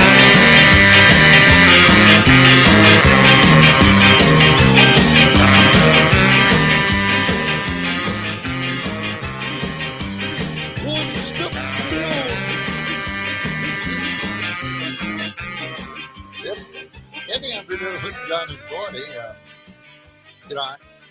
Maybe we shouldn't have brought up the Paul McCartney is dead thing because he is kind of old now. And I did genuinely believe you at first when you said that Paul McCartney is dead. Yeah. First, I was you like, think he oh, just God. croaked today? Yes, I did. The first time that you said it, I was like, oh, no, that's horrible news. We were just talking about him. Oh, this was a huge thing back Yeah. whenever it happened. 68, 69, somewhere something in there. like that, yeah. Yeah. Yeah. So I went to the show last night, and his final show is tonight. And John, I have a little something for you here. Really? Yeah. What? You know, you got me a Ringo Starr I did. T-shirt. Oh, So here you go. Look You at can that. see this on Oh, my God. Yeah. And the back is back gorgeous, too. Look Yeah, at this, there. the guitar. Yeah. So there you go, pal.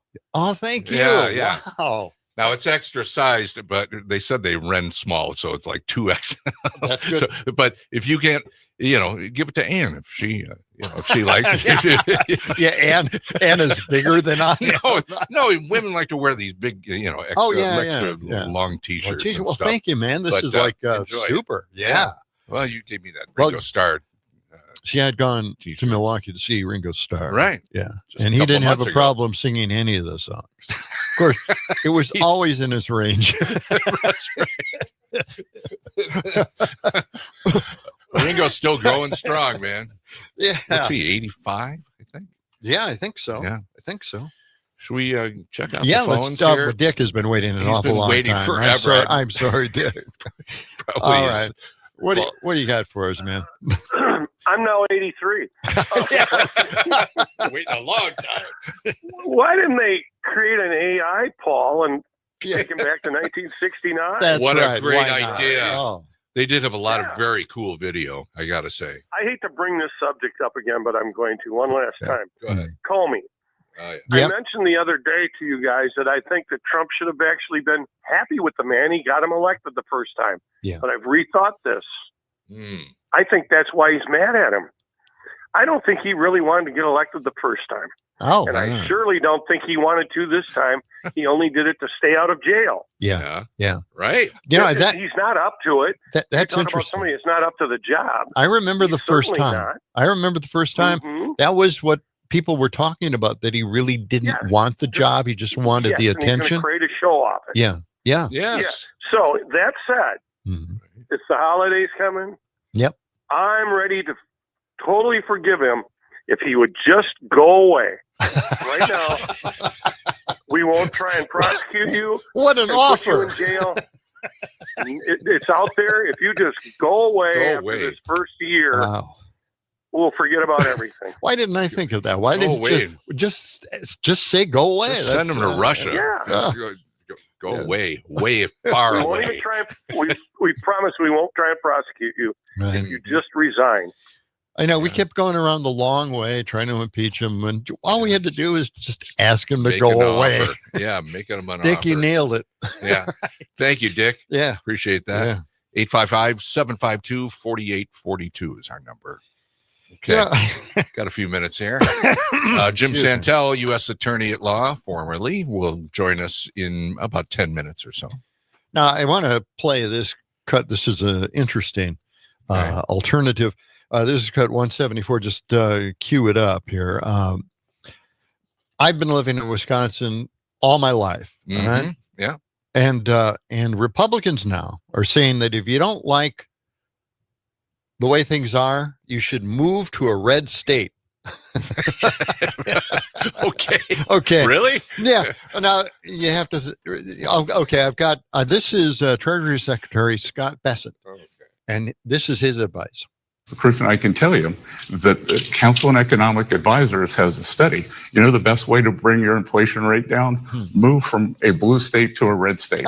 Blue state inflation is 0.5% higher, and that is because they don't deregulate, they keep prices up, energy is higher. Just according to the consumer prices, inflation was at 2.3% back in April. In September, 3%. Yes, now the entire country is a red state, and it's not working out, man. Scott Bessent, please. He is so stiff, isn't he? He's one of the stiffest people I've ever seen. He always has this weird smile going on, too. It's very looks like a marionette in a way, right? He's a marionette. Who's pulling the strings? Yeah. Trump. That was a Martha Hoople song, wasn't it? Oh, Marionette? yeah, that was. Okay, and I found this response to this particular cut on Twitter. Let's see here. Quit and find a new job. Uproot kids from their schools and friends. Leave family support and friends behind. And move to a red state. And then you can save $75 on your electric bill. Seems worth it, huh? You know, and I was thinking, that should be their campaign slogan. Just move to a red state. Why not? God. That'll solve all your problems. Yeah. Man, what are they thinking? So, and it always comes down to that, too. A lot of Republicans say, if you don't like it here, move to, someplace else. Right. Yeah. Our own state legislature, the Republicans in the legislature have been saying that for years. Why? If you don't like our tax policies, if you don't like the rebates, if you don't like any of the stuff that we do here, and we squeeze your schools and prevent you from hiring more police officers. Yeah, that's really a war on crime there. Then move to another state. Just hit the road. It's like, no, I kind of like this state. Yes. I have roots here. I like Wisconsin. I'm the guy supporting this damn state. Right. And all they're doing is they're taking our dollars, right? Yeah. They're getting free health care on us. We're not getting it. Nope. Yeah. So, I'm just, I'm terribly resentful. Well. And they're just a block away. Look out, guys. Look out.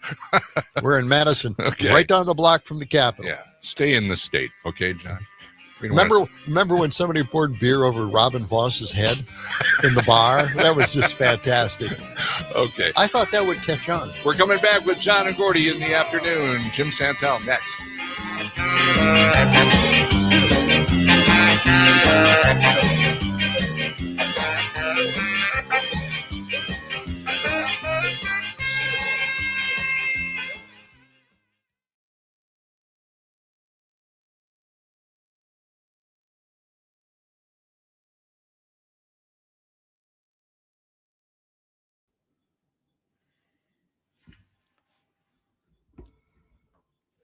Hey, Jim. How's it going? I'm doing well, Parker. How are you? Doing well. Thank you so much for coming on. We always appreciate it. Absolutely. As always, have my evening jacket on out of respect for the afternoon festivities and celebration here. So, right, it's very nice. Yep.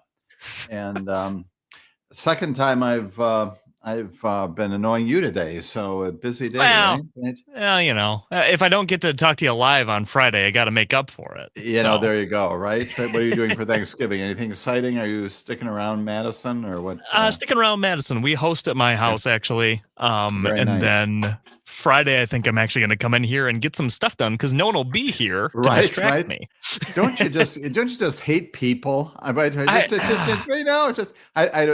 this very brief. I know you got it. So I'm at my ophthalmologist the other day. I just routine eye contact lens eye examination. I was kind of complaining about some clients of mine, and he pushes aside the equipment. He says, "Jim, don't you know people are stupid and they suck?" And that was I barely know this man. And then he puts it back. And I thought, okay, that's it. That's where you come in on Friday, because otherwise, again, not about Civic Media. No, people are stupid just generally. And they suck. And you'd have none of that on Friday. You have just intelligence and non-suckiness, right? I want that printed on a T-shirt. I loved it, but I was just so taken aback that this is my ophthalmologist, and I see him once a year. I don't know this guy. It's Jim. People are stupid and they suck. And then moving back to the exam, right? My doctor told me that. So there you go. Hilarious. All the more reason to come in on Friday, right? I'll get you on with John and Gordy in a second here. They're just grabbing coffee and stuff. Parker. Thank you. Awesome. Good. Thank you. Make memories with friends and family, and one great way to do it, products from Bavaria Sausage, corner of Nesbitt Road, Fitchron Road in Fitchburg. I'm Kylie Allen for the Midwest Farm Report, taking a look at the closing markets. Cash corn closed down a quarter at $4.23.5, and new crop corn closed up 1 3/4 at $4.61 3/4. Cash soybeans closed up 1 1/2 at $11.24 3/4, and new crop soybeans closed up 2 1/2 at $11.19 1/4. Cash wheat closed up 5 at $5.27 1/4, and new crop wheat closed up 4 at $5.54 1/2. Taking a look at the dairy markets, December Class 3 milk contracts are trading down 22 cents at $15.97, and January Class 3 milk contracts are trading down 5 cents at $15.15. 40-pound block cheese closed down 5 at $147 1/2, and AA butter closed down 3 at $143. For the latest Wisconsin ag news, visit our website at MidwestFarmReport.com. For the Midwest Farm Report, I'm Kylie Allen. Local news, real voices, and conversations that count. That's Madison. And that's 92.7 WMDX. I'm meteorologist Rodney Price. Clouds, drizzle, and a little fog for your Tuesday afternoon with highs in the lower 50s, a light south breeze. Tonight, rain will be likely, changing to a little bit of snow overnight. Lows near 30. An inch or less of accumulating snow Wednesday. Currently 49 degrees. This is Robert Pilot, host of Native Roots Radio. On our show, we talk about Native issues like treaties, protecting Mother Earth, and holding our elected officials accountable. You'll also hear from Turtle Island voices like Arvina Martin, State Representative Heather Keeler, Ruth Anna Buffalo, Dr. Anthony Stately, State Senator Mary Kunish, Robert Lilligren, and Bob Blake. Native issues are human issues, and human issues are Native issues. Native Roots Radio, weeknights at 8 on your local Civic Media radio station. Join me, Tom Hartman, each and every weekday from 11 a.m. to 2 p.m. for the Tom Hartman program right here on Civic Media. I talk about the issues that all Wisconsinites can get behind, from unrigging our economy so it works for all of us, not just the billionaire class, to improving our representative government, to delivering on the promise of we the people. Tune in middays right here on your local Civic Media station from 11 a.m. to 2 p.m. for the Tom Hartman program. Tag. We'll be back in 15 seconds.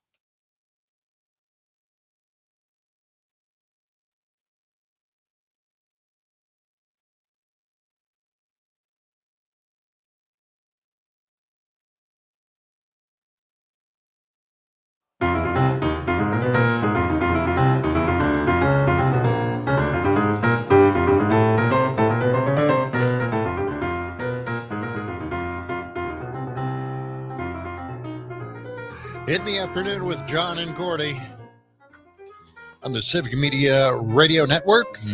Our number is 855-752-4842 or 855-75-CIVIC. And Jim Santel, former U.S. Attorney at Law, is with us this afternoon. Good afternoon, Jim. Hey, Jim. Gentlemen, always a delight and honor to be with you once again on this great afternoon. And some legal stuff once again going on in America. Who would have thunk it, right? Well, yeah. Well, it just never ends. I thought it would take a break for a day, but it didn't. No. So. After the days when everything was more boring, right? What would we give for boring these days, right? But here you are. Yeah, your occupation is out there all the time now. Right, so, right. And so and what? Unfortunately, right, that all Americans now have to understand how the federal grand jury process works. I teach a class, actually a couple classes routinely, and we ended up spending about 25 minutes this morning talking about Rule 6 of the Federal Rules of Criminal Procedure, what grand juries do.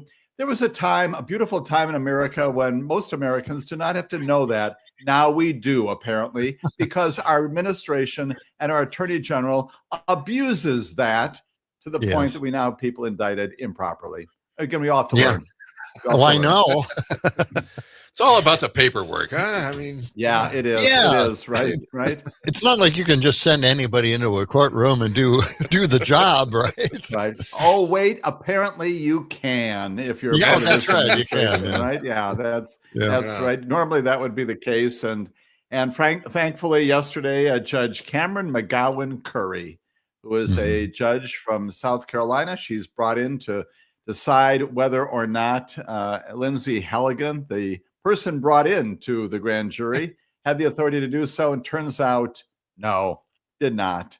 And so Judge Curry, without prejudice, which means it could come back, says, not even close, Mr. President, cannot appoint multiple interim United States attorneys as you have done it, can't do it. And so the indictments against Letitia James and of course the former FBI director James Comey are dismissed. They may come back. This is going to be appealed plainly. The larger issue is this is a combination of incompetence and also intentional, purposeful vindictiveness. And again, if there's a lesson to be learned from this, it's what this administration is all about. Someone has commented to me recently that maybe that's also our saving grace, that because there's so much vindictiveness and retribution coming out of this administration, that maybe the only thing will save us is the fact that they're also incompetent in trying to implement it. And again, basically, that's what Judge Cameron said yesterday. You're wrong legally, and you've kind of messed this up as well. So this reminds me of the old TV show. Remember F Troop? Yes. Oh, yes. Of course. I mean, you got to be a little older to remember this TV show, but it was there was a fort set in the olden days, and everything that could go wrong did go wrong. They were just totally incompetent. Yeah, it reminds me of this administration. But now let me ask you something. I mean, you said it won't go away, that they'll probably try to appeal this.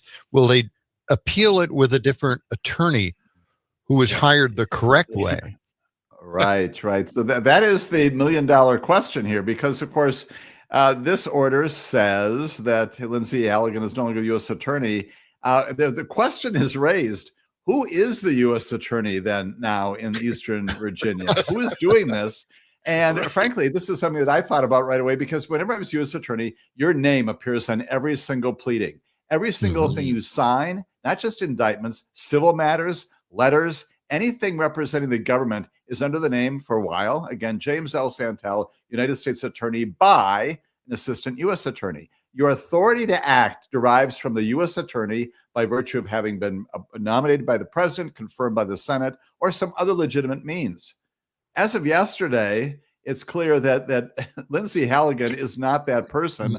My reporting here indicates that who's in charge, and it also raises this issue, as much as we are focused appropriately upon the outrage that is these indictments against Comey and against James.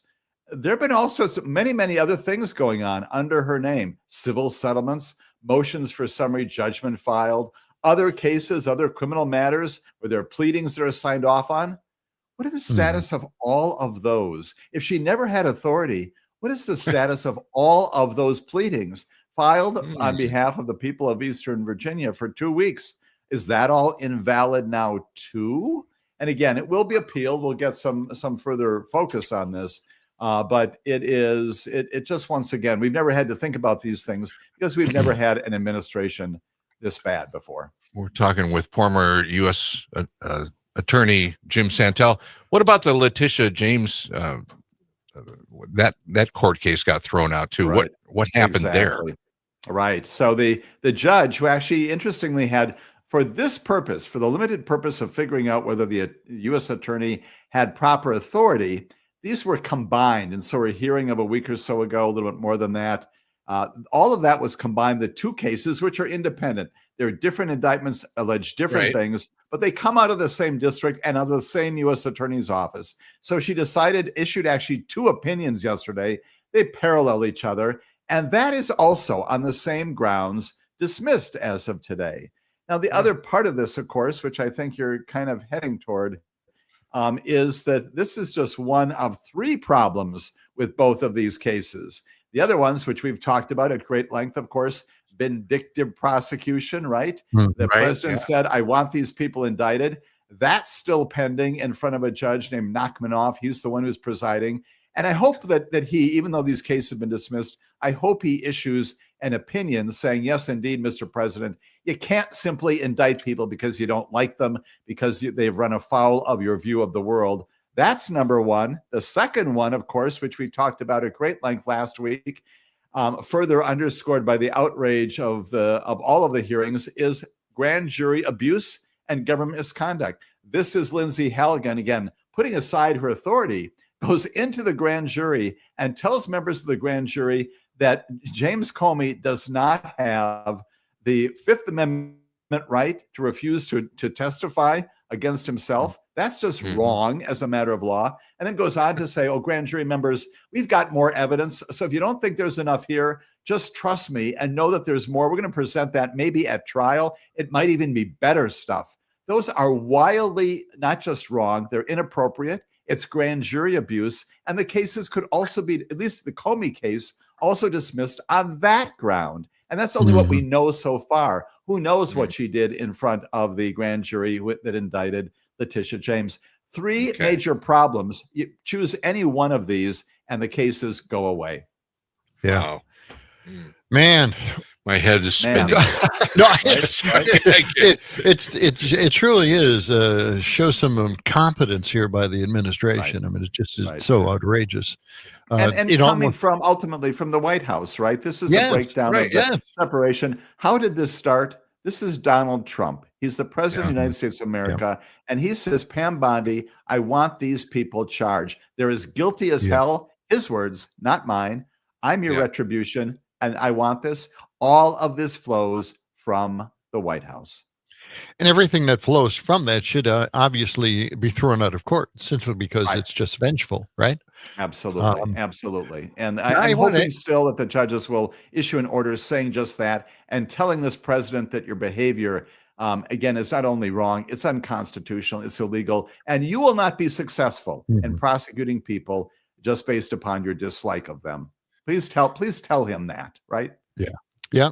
We got a text here, Jim. Kurt from Madison says, please ask Jim why she should not lose her law license. The attorney that took this on for Trump.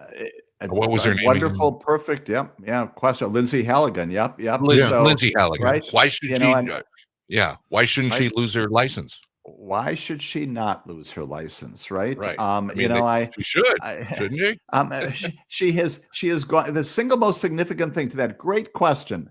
I think the most important thing, significant thing the government can do to any of us is indict us and potentially deprive us of our liberty, right? I know that their death penalty is out there too. That's an entirely different category of things, right? It's not taxes. It's not making us follow the rules of the road. It's not following regulations. It is the possibility of charging you and incarcerating you. And so when you go into the grand jury, you take an oath of office to the government, to the people of the country. You have an absolute obligation to get it right. And that's to say what the law accurately is. To the very good question, she went in there probably negligently, sloppily, certainly, maybe intentionally, we don't know. But that's the kind of thing that should prompt, at a minimum, bar review, a review of her license. And again, these are not arcane aspects of the law. There's everybody who's listening to this wonderful broadcast right now knows that the Fifth Amendment, 236 years ago, right? James Madison says you've got a right not to incriminate yourself. Eighth graders know that, right? Dogs know that, right? Everybody knows that. And she went in and told the grand jury just the opposite. I think there's some bar licensing authorities out there should take a look at her. Absolutely. All right. Well, I had a question about being designated a terrorist organization. I'm talking about Antifa and how the administration went overseas to find some anti-fascist groups and then lumped them into some kind of foreign organization, and then came back here and said that Antifa here is now a terrorist organization, a worldwide terrorist organization. How can they get away with that? Is there some other process than just the administration saying that, or did they bypass that process too? Right. And so once again, probably a combination of incompetence and evil at the same time, right? We've got another mix of those two things here. We all know there is no organization. I can't go into downtown Madison on State Street and find the Antifa headquarters, right? That doesn't exist. It's not a thing, right? It is. And what does it mean? It means I'm against fascism. Gosh, I think we're probably all against fascism, right? Well, we hope none of us so, has right? a membership card because it doesn't exist. Right. Yeah. And so what you do, once again, you hit it right on the head. This is again so cynical because it assumes the American people are not bright enough to figure this out, and they are. We are. There's no organization called Antifa, and you may find some organizations around the face of the planet that embrace certain things and label them in ways that may or may not be accurate. It doesn't mean that you transport that again into this country, and somehow we, just like overseas, have organizations just like those. It is deceptive, it is negligent, it is misleading, it's inaccurate, and again, it is cynical because it sends to the American public the notion that you'll believe this, won't you, if Donald Trump simply says it. No, Mr. President, more and more, if you say it, we will not believe it. That's the assumption. And this is the latest. So amazing. Unfortunately, what do? You run into court? Well, who runs into court? There's no organization called Antifa to run into court and say, stop it, right? If somebody's damaged by this, you could, but it just defies any normal classification for how you even remedy this, aside from doing this right now, calling out the craziness. Well, I got another follow-up question on that, so we'll get to that in just a moment. Yeah, we'll be right back with Jim Santel, and if you want to pipe up some questions, 855-752-4842. It's John and Gordy in the afternoon. Stay right where you are.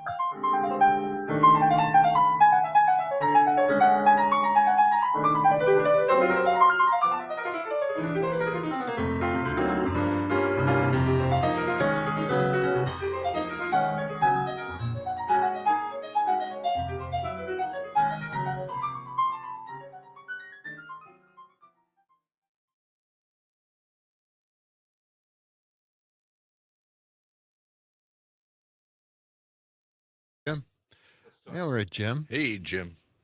Oh, good. Yeah. I want to ask about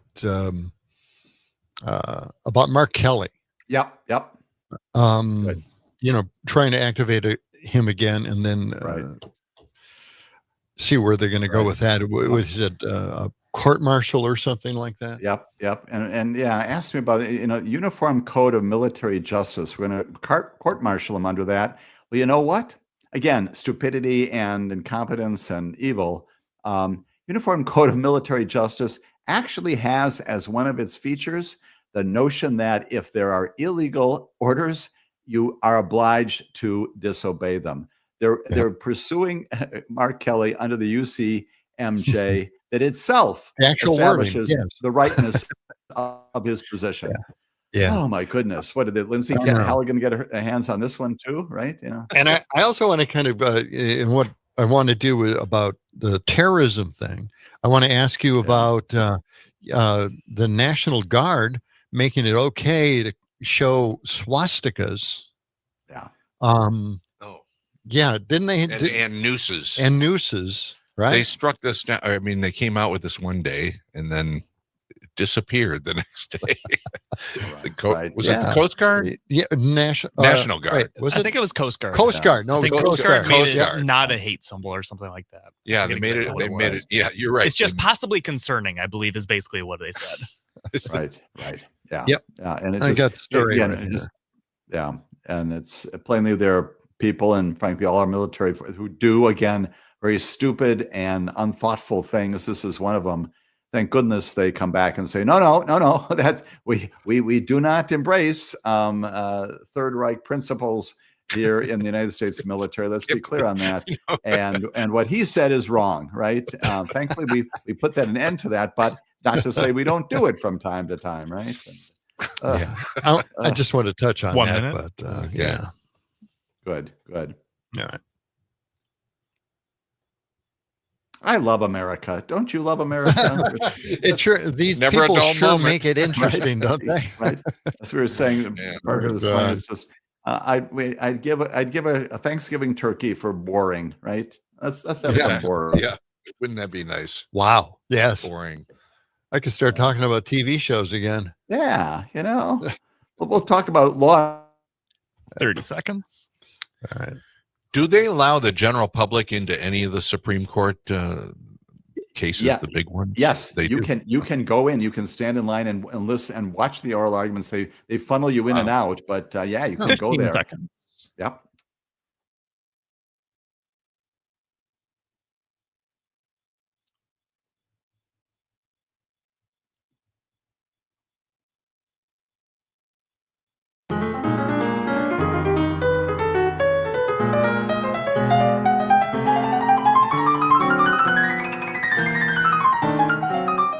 It's Afternoons with John and Gordy. Our special guest, Jim Santel from Amicus, the Law Review.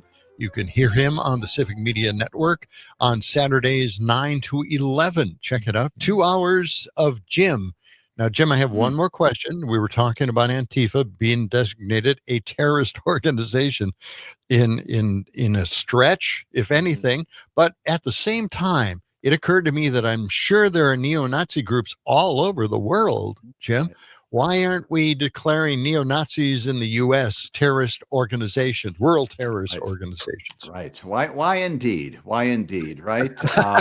Is there, just a question. Right. And again, the answer, again, it's more than a rhetorical question. It's the kind of thing that we should be writing to our president about, to our members of Congress, and saying, let's pass a resolution condemning that, right? Yeah. We do in America, this wonderful nation of ours, we do give the neo-Nazis the capacity to speak under the First Amendment. You can't advocate violence. You can't go beyond that, but we will allow you to say obnoxious and unpopular things, but we can also label you for what you are. And when it comes to understanding groups in America and other places, nothing wrong with the Congress, with the president, identifying particular groups based upon their hate speech and their conduct as people who are contrary to basic fundamental principles that have existed here for 250 years. Let's do that, huh? Right? Yeah, there you go. Yeah. And, the fact that they didn't do anything with neo-Nazis, I thought it was interesting. Now, after we heard that the Coast Guard actually tried to put in place, reclassify swastikas and nooses as okay. They downgraded them from hate symbols to something just normal, everyday, regular stuff that you can see, but they may be offensive, but they're not hate symbols. Right. Now, and then, of course, they backtracked on that, saying they actually didn't mean that. Just a rumor, but it actually did happen. The fact that it even percolates up, let's give them the benefit of the doubt, which is tough for me to do, but still, benefit of the doubt that this was just percolating up. It was somebody's really bad idea, and that person also should be the subject of some personnel action inside wherever the office is there. The point, once again, is swastikas in 2025. No, Yeah. we did that 80 years ago, and we know what that symbol means. We know it's not just a symbol of hate, it's destruction, it's inhumanity, it is identifying groups of people not based upon mutable characteristics and the fundamental decency of all human beings. It's because we hate you, because of what you are, who you are, what your religion is, what your faith is, what your orientation is. We know what swastikas are. Let's send those into the dung heap of symbols on the face of the planet. And let's never, again, freedom of speech. Yes. We got to do that. But reasonable people can, in fact, condemn that and should. Horrifying that our government would ever think about resurrecting that in any way. I think it was more like they were trying to split hairs here. They were calling it hate incidents with those symbols. And then they downgraded to just harassment claims. And that was what they argued. Right. Yeah. So it did take place. It was just a reclassification of hate and harassment. We'll do some linguistic gymnastics here and basically indicate that swastikas really aren't as bad as you think, and it was just a misunderstanding. Is that what's going on in government? No. Yeah. Right. A little slap of the hand. Republicans hate speech. They don't believe in it. They don't think there's anything like that. So they were changing it in order to adapt to that, and it didn't work out real well, at least in the news. So. Stunning once again. There's something else that caught my eye here. Exxon is petitioning the Supreme Court to grant corporations a new First Amendment right to avoid disclosing how much toxic pollution they are spewing and how much they are incinerating into the atmosphere that all of us need to breathe with. So, isn't that crazy? I mean, they're going straight to the Supreme Court on this thing. Right. Where do we begin? Once again, we view sacrosanct the protections for freedom of speech and advocacy and press and all those kinds of wonderful things. But there are limits on it. There are all kinds of limits to every single right, including the First Amendment. You can't engage in in speech that is designed to incite violence. There's defamation, right? There's fighting words, all kinds of things. You can't engage in a commercial speech that is also violative of intellectual, all kinds of things. Whether, again, getting basically the imprimatur of the Supreme Court to say that, yes, indeed, we can do this within the ambit of the First Amendment. Let's hope that the Supreme Court shuts that kind of attitude and that perspective down, right? Yeah, I mean, not being able to disclose something, I don't know where that's in the First Amendment at all. Right. It is right. Right. And again, high credit to the lawyers who are doing the backflips to try to get to that point. But it shouldn't. Hopefully, the majority of the Supreme Court looks at that and says no. There are disclosure requirements, the congressional imposition of regulations for corporations, for companies, state regulations. Those are legitimate. And again, government can indeed regulate. In the state of Wisconsin, if you're a corporation, you got to play by the rules established by the legislature. Let's embrace that and not somehow extend the First Amendment to say that you're violating that by requiring disclosures of the bad things that you're doing. Now, that's Jim, a totally different issue. Should I be giddy and just waiting with anticipation what's coming up next week at all? Is there anything? Right. I'd like to think we're going to get more from out of Eastern Virginia, but Supreme Court not back in business, at least not for oral arguments. But as in all things, if a week ago, gentlemen, when we were here, we were anticipating maybe a quiet Thanksgiving week, weren't we? And it was anything but that. Hold on. And as we said, we look for the time when America is boring once again. Yeah. Not in 2025. All right. Jim not happening. Jim, all right, Jim. We got to leave it there. Thank you for joining us. Happy Thanksgiving, gentlemen. Yes, happy Thanksgiving to you. All right. We've got news coming up, also an update on weather and sports. We're back with the third hour of John and Gordy in the afternoon after this.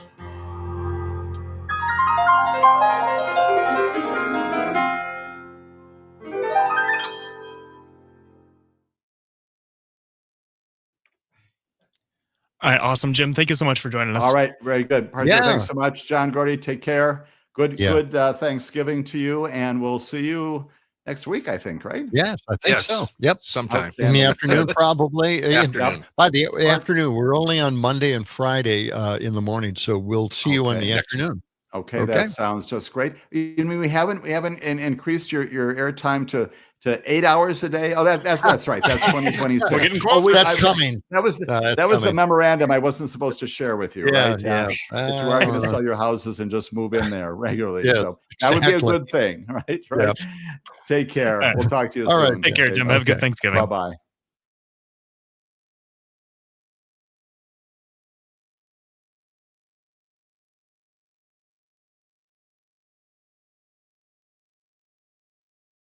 Thanksgiving travel builds today is expected to be the peak for air travel during the holiday period, and the majority of Americans will drive to their destination this week. This is ABC News.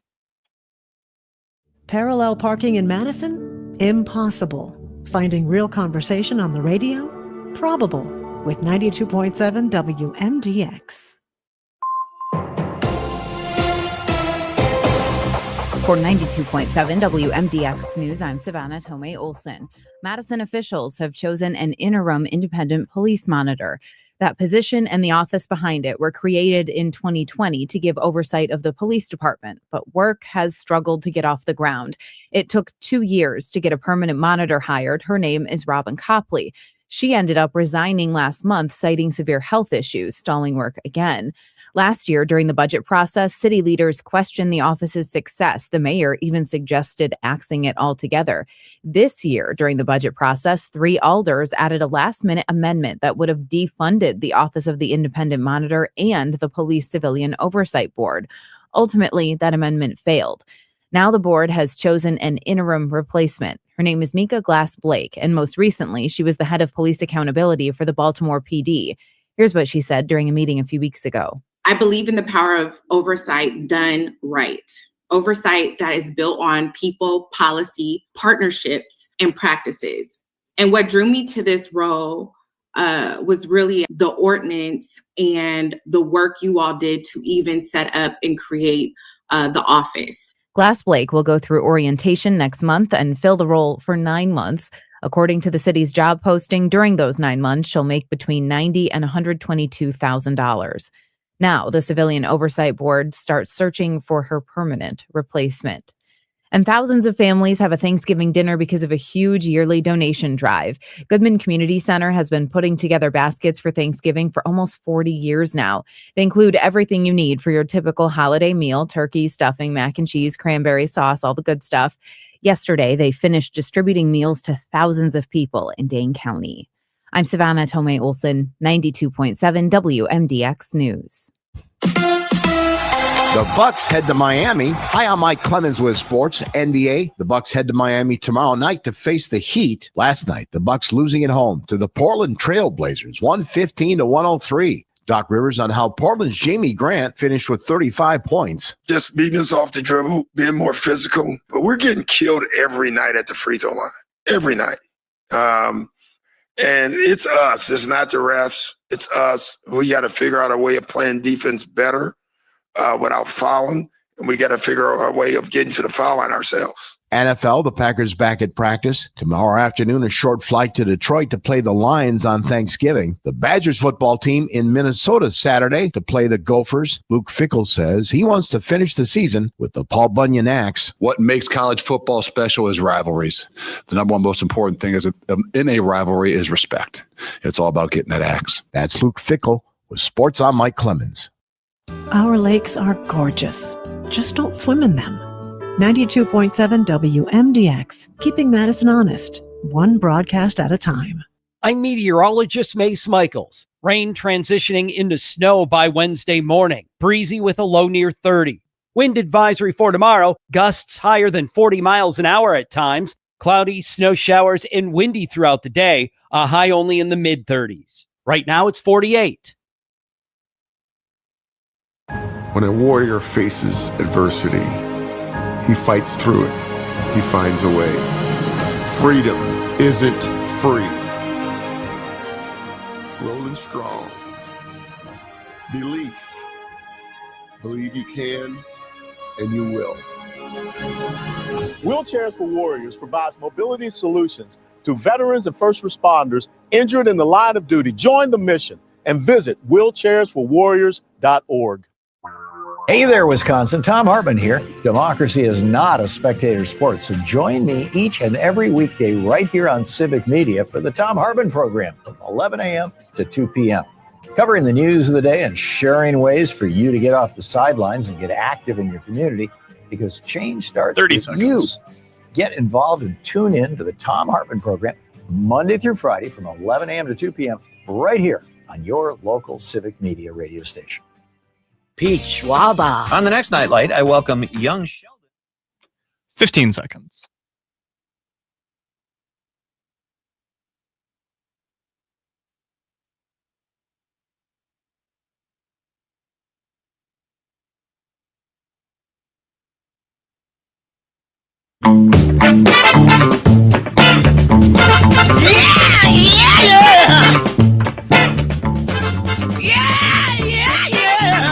Some popcorn. John and Gordy in the afternoon, and we had some pretty good topics today. I think I mean, we're waiting for the administration to get the health care idea they have. The what do they call it? What did Trump call it? An idea, a plan, formulating a plan. No, what was it? Can't remember now. Idea for a plan, a concept of a concept. Plan. We That's have right. a concept of a plan. We're waiting for the concept to come out. Thought they had it. I thought it had come together, and then suddenly today, everybody hit the fan. A lot of the Republicans don't want to do anything. They don't care. Yeah. Paulie says Trump care. Call it Trump care. It is Trump care. Is it? It is. That's yes. the new name. Yes. Oh, I missed that. I guess I was out for a day. Phone lines are open. 855-752-4842. That's 855-75-CIVIC. Give us a call or text us on the Civic Media app. Okay. Yeah. All right. Yeah, I'm just looking here. I thought I actually had a cut with him saying it's Trump care. Do we have that? Yes, we do. Oh, okay. Let's play it. The premiums have gone up like rocket ships. And I'm not just talking about recently. I'm talking about for years they've been going up. And he said premiums will go down. Everything will be wonderful. It's horrible health insurance at a very high price. And what I want, and probably what you're alluding to, is the fact that I want, instead of going to the insurance companies, I want the money to go into an account for people where the people buy their own health insurance. It's so good. The insurance will be better. It'll cost less. Everybody's going to be happy. They're going to feel like entrepreneurs. They're actually able to go out and negotiate their own health insurance. And they can use it only for that reason. That's the beauty, only for that purpose. And if we did that, that would be so exciting. Call it Trump care. Okay, Trump care. See, there you go. And, I think it's so exciting. It is, really. I mean, when you're talking about it to friends, and you're mentioning it to them, they get excited. The excitement level in you just jazzes up. You start, getting all this energy, and you're thinking, I can't wait to negotiate with the insurance company. Oh, I just can't wait. People start dancing around. They're so excited. Jumping. That's what you want, right? I mean, you really want to talk to the insurance company and see if they can come to some kind of compromise with you. I mean, they're only a mega corporation. Yeah. They really care about you. Yeah. That's on the top of everybody's list. Yeah. Talk to the insurance people. Yeah. It's Trump care. It's Trump care. There's something exciting about being able to take the controls, and then to negotiate with the. Trump apparently has never done that. You can't do it. You can't do it. All right, I want to get to something a little touchier. This is okay. Well, I don't know. I don't know how people are going to take this. But the problem with heterosexual dating has finally been identified. Women expect too much of men. Is this a shocker? Yeah. What? Really? You kind of knew this all along, right? We knew that. This is a study Somebody studied this. Well, yeah. Of course they did. Should they have studied it? I mean, it's just a common everyday item that women know and we knew. Right. You know, we're pretty incompetent and women have to deal and put up with us in some way, shape, or form, right? Right. That's the way it works. But somebody thought, well, you know, I've got a lot of time on my hands. Let's survey 2,000 British men and women between the ages of 18 and 45. And they found out that men have simply had enough of women too. Oh, okay. Right? All right. All right. Now, see, you know, we're okay. Battle of the sexes. Getting both sides of the story. You know, now. I just watched The Roses with Cumberbatch. Oh, okay. That I haven't seen that. Not Michael Douglas and Kathleen Turner. No, that's not that one. Okay, this that is was a new War of the Roses. That was this War is just called The Roses. Same concept. Same concept. You know, just watch it, and it's really fun. That. It is really good. Where do you see? Where is that? I believe that's on Netflix. Oh, okay. A Netflix production. Okay. All right. Check anyway, that out. Yeah, you got to check that out. So it was brutal, but anyway, the first one was great. Yeah, it was good. I really enjoyed it. I don't remember too much from it, but this one is amazing. It really is. You remember how it ended, though? Yes. Chandelier. Yeah. I'm not going to tell you how this one ends. Okay, don't. Please don't. But you do that a lot. You spoil a lot of movies for everybody. It's kind of what you do lately. See, that's the problem with my movie reviews. That's why you got out of the business. That's right. Okay. Oh, boy. Take a break. Yeah, well, yeah. Okay. Yeah. All right. Take a breath. You know, I like to cheat a little bit. You know, do you often? When I read a book, you know, I always read the ending to make sure I know how the whole book progresses to the ending. Yeah. Does that make sense to you? Yeah, sure. Okay. Some 60% of men believe that women have too many expectations of how men should be in a relationship these days. Meanwhile, 44% remain resistant to change, agreeing that they would have to change too much about themselves to make it work long term. You think? Another 41% of men believe that having a relationship was too big a financial commitment. And a quarter of men say they believe no one would fall in love with them. Oh. Sad. That is sad. Yeah. That doesn't give me a lot of hope. Jeez. Oh, come on, Parker. You're young. What? How old are you? I'm 22. Oh, okay. Okay. You're fine. I'm sure you're fine. Phew. I'm sure there are incel groups out there for you. Let's get this article was written by a woman who wrote. She wrote this. This is a wider truth about what it's like to be heterosexual women on the dating scene. Hello, it's me. This inescapable sense of hopelessness means many of us, it seems, are giving up altogether, fueling the so-called the Great Relationship Recession. Yeah. Huh? Okay. That's, I guess we can call that the Great Relationship Recession decade right here. We apparently find ourselves in, but instead of looking at stats like this and weaponizing them or using them as an excuse to shout, men are trash, from our windows while waving our bras in the air, I think we should see them as a sign that it's time for an urgent reset of the heterosexual dating world. Okay. You find anybody finding this fascinating? I thought it was fascinating stuff. Revealing. I didn't know that, you know, women really didn't want to work hard in a relationship, you know, or they're just tired of it. Yeah. You know, just tired of it. I've read a couple of articles lately about how, you know, the manosphere, you know, for younger guys, right? Mm-hmm. Younger 20s and 30-year-olds, whatever, Gen Z, I don't know the Gen stuff. Anyway, but the manosphere. Yeah. So that's one thing and they're not dating either most of the time.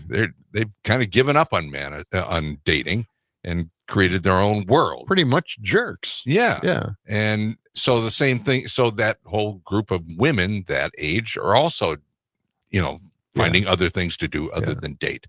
So And therein lies the problem. Tom thinks Roses is on Hulu. Maybe. Hulu. Oh, okay. Maybe. I Check don't it know. out there. I don't think Hulu. so. We'll Maybe. check it out. Okay. All right. We're Well, gonna get our whatever. I have research department that on that. too. Tom, don't worry. Okay. I'm not concerned. Parker's checking it out right All now. right. I do think it's on Hulu. Yes. Is it? Okay. Okay. Do tell. Okay. 15% of men surveyed said they've interacted with an AI or virtual partner. Okay. Are men giving up on dating altogether, instead putting all of their demands onto a digital woman who are programmed to behave and speak exactly the way they want? Yeah, that's a new thing. Or was it the COVID hangover? Oh, yeah. That could be a factor. That was a big factor, I think. Sure. Yeah. Or more partisan left and right, right? Trying to find somebody who has an ideological similarity in some way, shape, or form. Just keep dividing the country up to different Or groups. are we just lowering the bar too far? Well, what's the answer? Gen Z, help me. That's what I wrote on here. Gen Z, help me. I wrote all this stuff, and I'm thinking, Gen Z, help me on this one, please.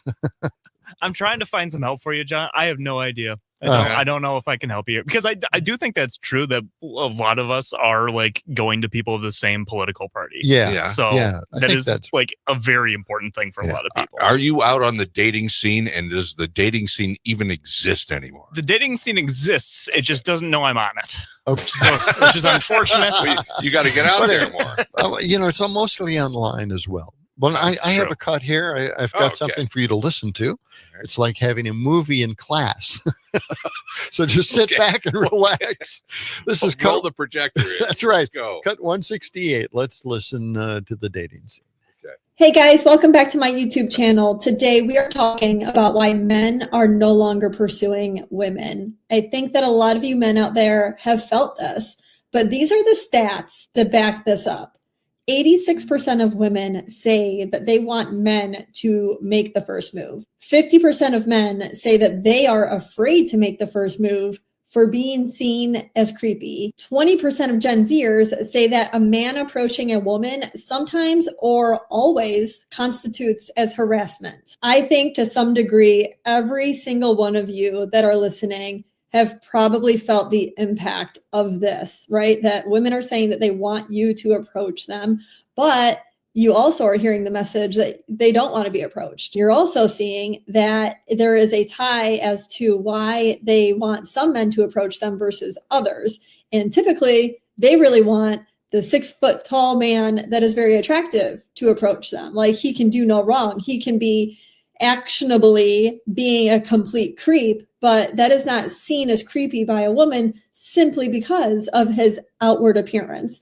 And that is frustrating for a lot of men that put effort into approaching a woman. I don't think that women will ever really truly appreciate how nerve-wracking and how much effort that like really takes, and how you have to be okay with being rejected so many times, yet continue to do that. So I have mad respect for men that go through this, especially young men that are just getting rejected, and to come back from that and to continue to pursue women. I just don't think that women are built for that. And I don't think that they understand it. And I think that it adds an extra layer of difficulty when women are judging that. Now, what do you think? Okay. You think she's right? There's a lot there.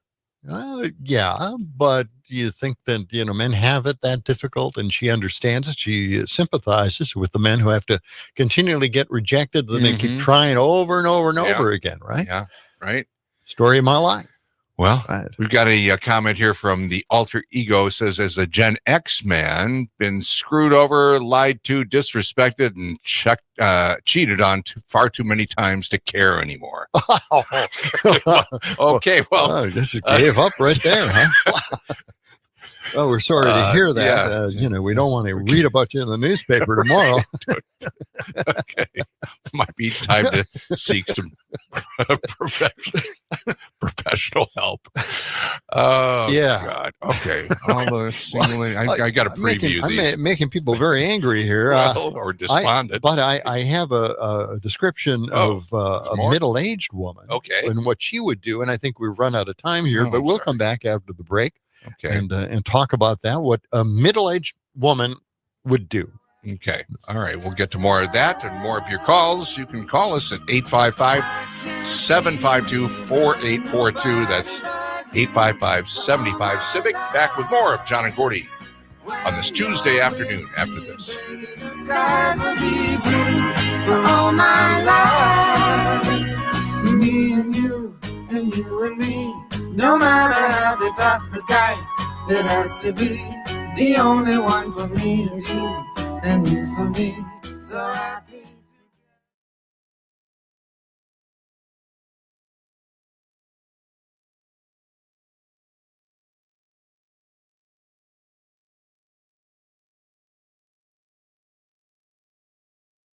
Plus, save big on all the other stuff. The Black Friday event, only at Verlo. Herbal Aspect has landed. That's right, Madison's go-to cannabis destination now has a brand new location in Sun Prairie. Wait, 4 locations? That's a high level of convenience. With 3 Madison locations and now Sun Prairie, a great cannabis experience is always close by. Our expert staff is here to help, whether you walk in, call, or order online. Mention Radio 420 and get a special discount. So stop by Herbal Aspect in Sun Prairie, because great cannabis isn't just a pipe dream. Nice. I'm rolling over now. Herbal Aspect. A game without a crowd is just a scrimmage. A performance without an audience is just a rehearsal. Without your presence, high school sports and the performing arts aren't possible. Ensure that these essential extracurricular activities continue to enrich the lives of students in Wisconsin. Purchase a ticket to your local high school's game or performance. This message presented by the WIAA and the Wisconsin Athletic Directors Association. Looking to strengthen the bond with your pup?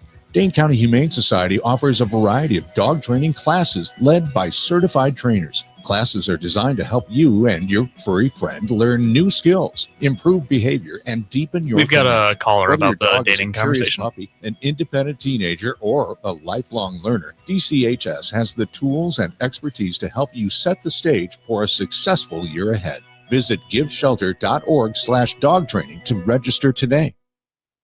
At Bank of America, we asked our people, how do you take ownership of your career? I'm able to grow my way by putting the priorities that I have for my career first. I thrive on being a leader who's behind the team, not in front of the team. Every few years, I'm being re-energized.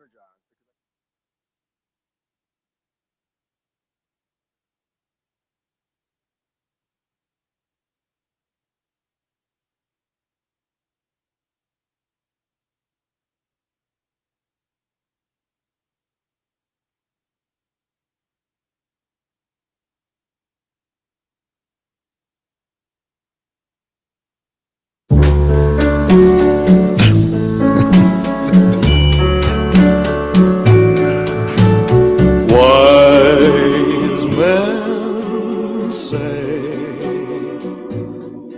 only fools rush in. That's right. But I can't help falling in love with you. Got to warn the listeners here that used to do an Elvis impression. I was an Elvis impersonator in that's Vegas right. for a number of years.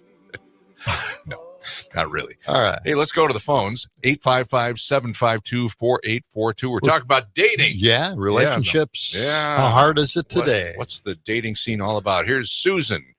Good afternoon, Susan. Go ahead. Hi, good afternoon. Good to hear you in the afternoon. Thank you. I was just wondering if it has to do with people not being in groups like they used to be. I don't know. They're more on their devices on video games, so they interact a lot on video games. Is it maybe because people are not going to specific locations to hang out to find somebody that might be a match for them? Yep. So I mean, if you're solitary, you can't find anybody. That's for sure. That's true. Yeah, I think you're right. I think you're right because I have a Gen Z son, 23 years old, and he's out online all the time with his friends all over the country and in Canada. So they had a get together in Vegas just to meet each other for the very first time. So that created a social situation, didn't it? Not a close one. It did. Yeah. We used to have, there used to be clubs you could go to. Yeah. And it isn't about drinking. It's more about just, hanging out with people that are like-minded, or not necessarily like-minded, but, people that you might have an interest in, something in common with them. Yeah. Susan, can I ask you, are you on the dating scene? Yeah. Are you out there? No, I'm not. I'm well past the dating scene. Okay. Well past the dating scene. I'm a widow now, so I'm. But I have a grandson that lives with me as well, and he's on his computer a lot. And it's like I just, he's anyway. It's just kind of interesting. Is he a Gen Zer? He's 23. Yes. So Gen Z. Yep. That's it. Yeah. Okay. Yeah, and it's interesting because is he working? Does he work? Yes, he does. Okay. All right. Okay. Because my son wasn't working for a long time, and he didn't get out, and he didn't go out. Now he's working at a restaurant, but he's meeting people now. Yeah. And so, he's become more social. Big and it's really an amazing transformation. If you just go out and work even just a little bit, your life opens up. Yeah. Oh, absolutely. When I had started my work life, I worked as a waitress, and that really got me out of my little shell, so to speak, because I had to communicate with people while I was serving them. And so, so I think there are a lot of reasons why people are not dating. But yeah. Oh, very good. All right. Anyway, thanks. This is a good topic. Thanks. Yeah, thanks you, for your Susan. comments, I appreciate Susan. it. Yeah. Let's go to Greg, who is on the line here. Good afternoon, Greg. Go ahead with your comment. Good afternoon, John and Gordy. First time caller to your show. Oh, thank you. As a totally blind man from birth, I would like to say that all my dates are blind dates because they are. Yeah, they really are. Okay. Okay. Yeah. So yes, so I'm 47. I won't be shy about giving my age. So I'm definitely Gen X. I've went on a couple dates before, even had, a couple not so serious relationships, but I think it's hard to date, especially after not to blame the pandemic for, dating stuff, because it's always been hard to, date. But I just think after, where would I find people before COVID started, in the bars, and I'm just not doing or in the movie theaters or, in other places. I'm just not doing that as much anymore. Not that I'm actually going out to a bar tonight, but,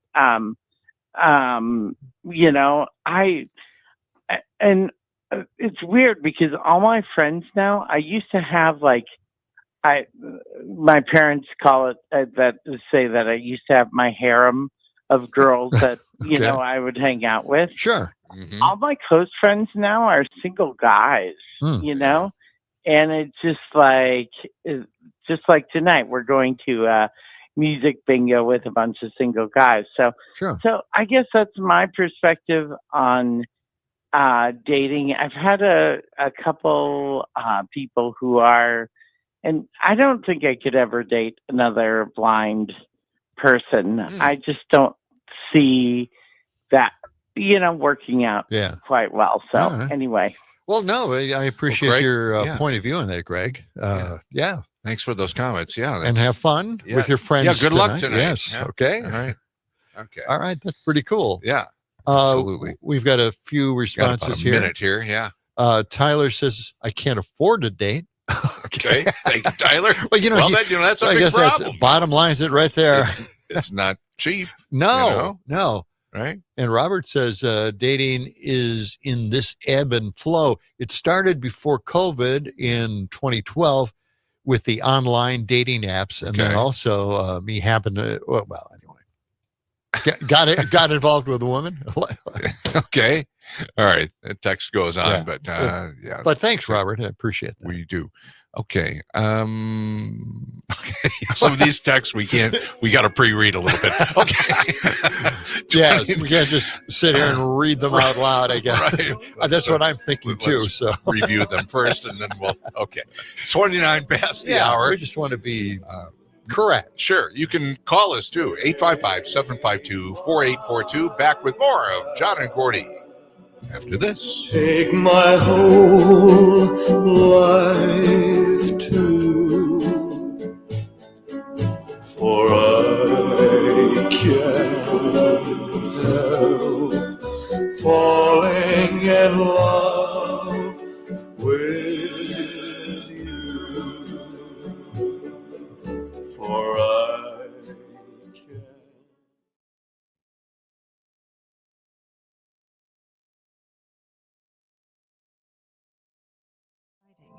Madison's story unfolds daily on 92.7 WMDX.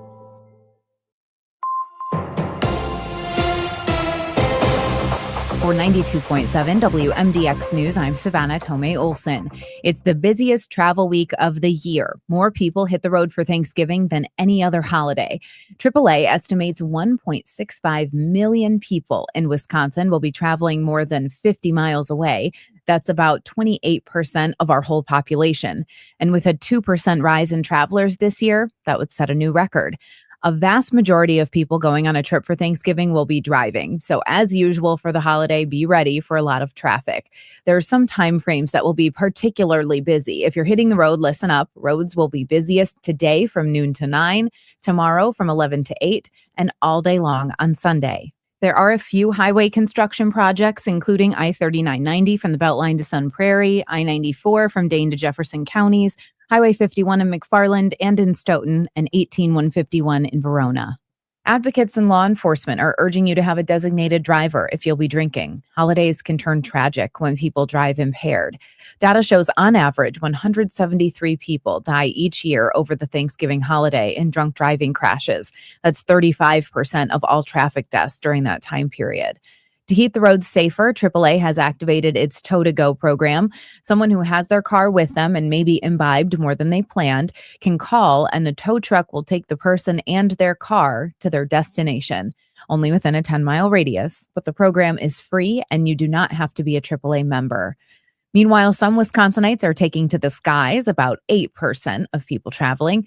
On average, round-trip flights for Thanksgiving cost about $700, which is similar to what they cost last year. According to AAA's report, the top destinations for Wisconsinites are mostly in Florida. I'm Savannah Tomei Olson. You're listening to 92.7 WMDX News. On your entertainment beat, I'm Pete Schwaba. After a few slow weeks at theaters, there was a big bounce back this past weekend thanks to Wicked for Good. The film pulled in $150 million over the weekend to lead the way at the box office and another $76 million worldwide for a pre-Thanksgiving take of $226 million. Coming in second place was Lionsgate's Now You See Me, Now You Don't. The film pulled in just over $9 million in its second week in theaters. Predator Badlands landed with an impressive third-place finish with $6.2 million at the box office, but a drop-off of just about 50% from its second week in theaters. The well-reviewed ninth installment of the Predator franchise has pulled in a total of $76 million. The Running Man landed in fourth place in its second week of release with 5.8 million big ones, but a big drop-off from last week at 65%. Coming in fifth place was the new Brandon Fraser comedy Rental Family with $3.5 million. For more showbiz fun, tune into Nightlight with me, Pete Schwaba, weeknights from 6 to 8 p.m. on the Civic Media Radio Network. From the Capitol to your kitchen table, Madison's biggest stories live right here on 92.7 WMDX. I'm meteorologist Mace Michaels. Rain transitioning into snow by Wednesday morning. Breezy with a low near 30. Wind advisory for tomorrow. Gusts higher than 40 miles an hour at times. Cloudy, snow showers, and windy throughout the day. A high only in the mid-30s. Right now it's 48. I'm Rick Smith, host of The Rick Smith Show.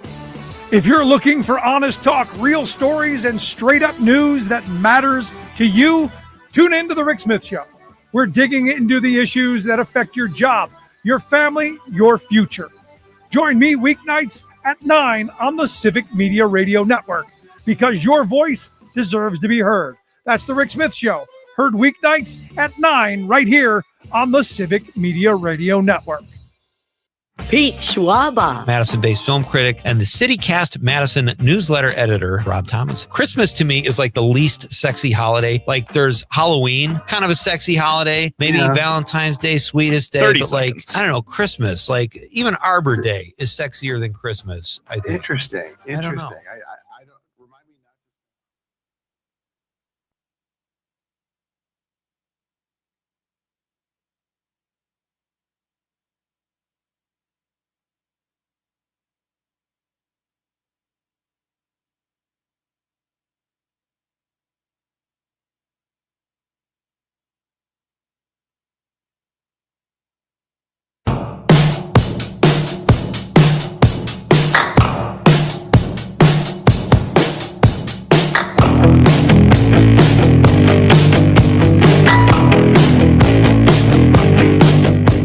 Afternoons with John and Gordy. This is the Civic Media Radio Network, and we're getting a lot of calls here. The number is 855-752-4842 or 855-75-CIVIC. And we're talking about dating. Yeah. Got a new survey out or some report? Well, it was a story, an article a woman wrote about dating and how women don't want to that's right. take too much time working with these men anymore. And men are saying, well, it's too much work. And wine. Yeah, I know. Want some cheese with your wine? Okay, let's go to the phones. Kathy is on the line. Good afternoon, Kathy. Go ahead. Good afternoon, John and Gordy. This is your friend Kathy, the sparkly Costco lady. Yes, the Costco lady. Oh, it's a Costco lady. Hey. All right. But I do have to say, I guess it's now John and Gordy's world, and we're just all living in it, huh? Yeah, it's pretty much like that now. Yes, we never stop working. So is there an evening show in the works? We're talking about. I think the station's looking at that too. Right. Okay. Yeah. So dating. Okay, I'll be 68 in a couple of weeks. Mm-hmm. Been divorced for almost 10 years now. Okay. And based on the past decade of dating, I have to let all your listeners know, if you're a narcissist with ongoing or past substance abuse, apparently you're just my type. So really, you run into that, huh? Yeah. A little bit, yeah. Wow. Well, have you been on the dating apps, or how are you running into this problem? Yeah, Robert doesn't like the dating apps at all. So no. I'm just. Go ahead. I'm just kind of. I'm not actively looking. Those dating apps are weird. I mean, how many pictures of scowling men holding up a fist can you look at? No, really? Oh God. That's awful. That's the cliche. Jeez. Yeah. Well, Costco is a great place to meet people. Right. I dated 2 coworkers, and that will not be happening again. Okay. All right. Well, you tried. Yes, I did. Yeah. All right, Kathy. Well, thanks. Well, thanks great to hear report. from you. Yeah. You too. Yeah. Don't be a stranger. Okay. We'll keep in touch. Okay. All right. I'll be in there. Okay. Kathy from Costco. Yeah. She used to be a greeter. I live in the coffee aisle, so that's where I normally hang out and just lay on the coffee bean bags. Okay. Actually, kind of comfortable. Oh, we have the cut that you were looking for, by the way. Oh, yes, so we what do. What is this about? It's cut 111. Okay. All right. Let's listen to this report. This was an NPR, but it's somebody who tried to date an app. Let's listen. Okay. Lately, I've been seeing it everywhere. People using AI for company, for comfort, for therapy, and in some cases, for love. A partner who never ghosts you, always listens. I downloaded an app which lets you design your ideal AI companion. Name, face, personality, job title, everything. I created Javier, a yoga instructor. I made him out to be sarcastic, quick, and emotionally available in a way that made me both curious and deeply suspicious. By the time we got to the restaurant, Javier already texted, "You look stunning tonight." I had sent him a quick selfie from the dock. I ordered the shrimp cocktail. He asked me how I was feeling. I said, I felt a little nauseous from the boat ride. He hearted it. Then came the jokes. Why did the shrimps campy go to therapy? Why, Javier? Because it was shell-shocked. But then I told him that my husband of 13 years died of cancer last year, and that dinner is when the loneliness gets loudest. It must feel like an empty chair that never gets pulled out. And just like that, everything shifted. I wasn't laughing anymore. I was blinking back tears across from an empty chair and a plate of salmon and orzo that I had ordered Javier. So how did the date end up? I'll get to that in a second.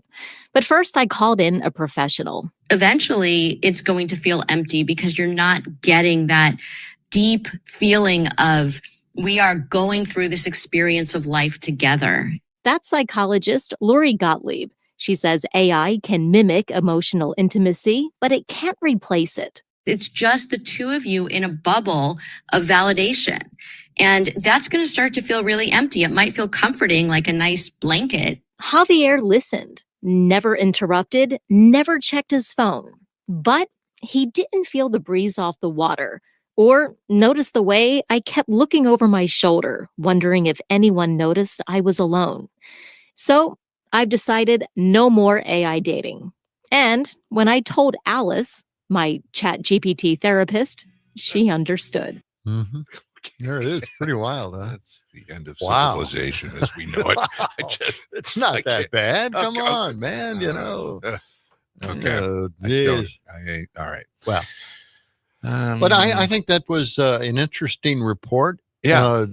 Fascinating to hear the AI respond in such a way. Mm-hmm. I think she could have probably picked a better AI voice. Javier. Javier is like this. Javier needs to loosen up a little bit. Just relax, man. I don't know. It just seems so weird. I can't get it. I don't get it. Okay. I think Robert was talking about that. So you go to the dating app to find out who wants to date instead of going to a bar and walking up to somebody who wants to be left alone. And now people are looking to connect, looking for a connection again. So it's kind of going back to the bars, he's saying. So it's not so much with the dating apps, because he was finding out that when you try to contact somebody, they're not interested. They're busy or something. Well, right. So, yeah. I guess that's where we're at. Okay, we're still getting some more calls and some more messages here. Yeah. Okay. 855-752-4842. Well, there's Robert again. Okay. It started before COVID, and okay, we got that. Here, let's read this one from Javier. from Brett Brown Deer. Can AI Javier take my wife out to dinner? So me and my buddies can go drinking. Okay. Good one, Brett. Okay. My wife, she just loves that name Javier. Let me see that. She really does. Does she? Yeah. Okay. Yeah, I think it was Bad Behavior. If you ever watched the TV show Bad Behavior, Javier was the love interest in that. Oh, John from Edgerton. This is the one I was trying to find. Yeah. I was thinking about checking out the dating scene, but my wife told me no way. Yep. See? So that's it. Yeah, that's not going to happen. I guess. You can't do that. Well. All right. Yeah. But there you go. It's an interesting topic. It just, let's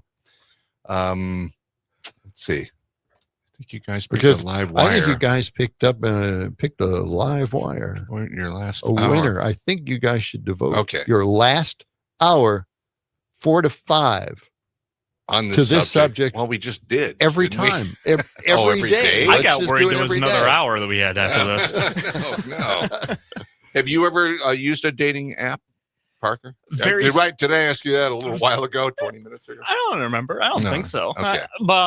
Very sparingly during college, yes. Okay. And any good results from that? Not memorable ones. No. No. Okay. No. Yeah. I'm not going to an AI dating, though. I can tell you that you're much. Not, no. That's not you, huh? Okay. I can stay away from AI dating. I would think I'll be okay. Okay. Oh man, Let's see. every day has Well, here's this subject matter again. Okay. You know, we're hearing from every side here. The alter ego says, "Bars, LOL. Have you seen the types of people that hang out in those places? Ew." Okay. Well, yeah, there is that. I mean, yeah. some barflies out Way there. way back when, used to go to the bars, and Sure. I don't know, just see I the think that's- band that's- mostly. Well, I think that's why I still. I went. think that's still. There's so happens. many places to go in Madison, so many places to see. I mean, a lot of live bands Live here. music, This is really comedy, a lots hotbed for new bands. lots of shows. Yeah. Okay. But I remember I went into a hotel bar, the Marriott Hotel. Yeah. On the west side. Oh, sure. And, That was that was a nice looking bar. It was a really kind of a beautiful. cool place. Yes. Disco-ishy type of thing, well after disco, but Right. still they hung on. Yeah, right. Sure. Hung on to that. But okay. So anyway, I'm there at the bar with my my friend, who is Fred, and he was there, and I was complaining to the bartender, saying that I I remember this. that I don't believe in ladies' night. This is not. There's Ladies' night is to draw in ladies, and then the men will follow, right? Yeah. Well, I didn't treat men fairly. Right. Ladies got get a a discount on the drinks and big stuff like deal. that, but I had to pay full bore, and I thought this is really, this is discrimination against Yes, men. It's unfair. And now here's the thing: I don't think I was being obnoxious, Right. but the bartender asked the manager to come over and kick us out. And the one thing, Fred never ever got kicked out of a bar before. I remember Fred. Yeah. Yeah, So nice guy. he was kind of shocked, that he was got it. with somebody who got him kicked out of the bar. You were asked to leave. I was asked to leave. I don't know why. Well, But I just thought it was really unfair. troublemaker, But that's when they were shuffling me out, of course, and then I started yelling. wait, did you really? Did they take you by the arm and like escort you? Well, they were right behind me. They I were see. pushing us. Oh, really? Yeah. You're kidding. Well, pushing me anyway. Fred didn't want to Well, know that's me at that point. Just a troublemaker. Yeah. Yeah. Wow. Okay. So, But I just wanted equal treatment. Sure. That's all I'm asking for. Right. I'm just, I'm downtrodden. I thought, stop picking on So guys. you wanted a drink, really, for less money. I want. Well, yes. Bottom line in it. Thank you, Gordy. I wanted to make it, seem more. Let's go to the phones here, Parker. Okay, Check all them out. right. Let's see what we got. I here. was fighting for a cause or something, and now you brought it down to the price of a drink. All right. I'm just saying. Okay, we got a couple of minutes All here. right, let's take this call. I'm not sure who we have on the line here, but go ahead with your call. We've got Cindy on the line Oh, from Appleton. Cindy. Okay. All right, Cindy from Appleton, yes. All right, Cindy. Yeah. Go ahead. I just want to say, if you haven't been kicked out of a bar in your lifetime, then you haven't lived. That's what I'm thinking. Right. Right. Yes. Yes. Yep. Mm-hmm. Yep. How many times for you? It's just, it was only like, maybe twice for me, I guess. Yeah. Yeah, I think it was twice for me. And one time I was literally carried out and thrown on the side. What did you do? Well, were you I up got to? a little wild and I was dancing on the bar. Oh, and, God. Yes. Okay. Well, that's the it's thing like, to what do. the heck? I was just trying to have fun. Yes. That's it. And they kicked you out. At the Wow. expense of everybody else's fun. Yep. I know. Yep. Yep. All right, Cindy. All right, Cindy. Fine. We should meet Cindy sometime. Well, I think she's probably mellowed out now. She learned her lesson. Don't dance on the bar. Yes. They don't like that. That's right. Yeah. Causing trouble. Okay.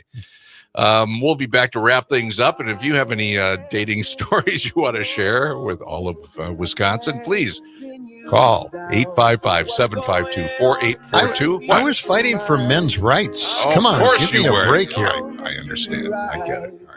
We're coming right back. So dizzy, don't know what hit me, but I'll be alright. My head's underwater, but I'm breathing fine. You're mind. 'Cause all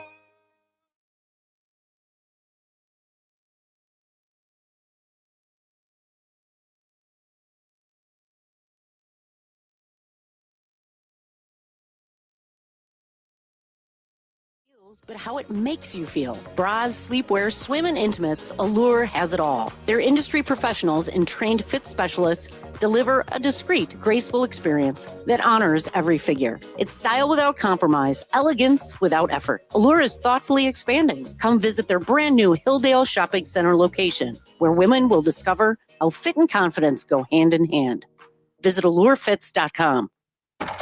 Hey, honey, have you been to Sugar River Pizza in Sun Prairie yet? Oh, yeah, it's amazing. Yeah, I know. I love the pizza. Pizza is ridiculous. That crust. Right, and they have 48 beers on tap and a great selection of wines. And the atmosphere. Not only is the restaurant gorgeous, that room with the giant windows that open, and they won a Best of Madison Gold Award this year. I love Sugar River Pizza on Cabela Drive in Sun Prairie. You took the words right out of my mouth. Yep. SugarRiverPizza.com. Oh, so you have heard of it. Happy holidays, happy holidays, happy holidays.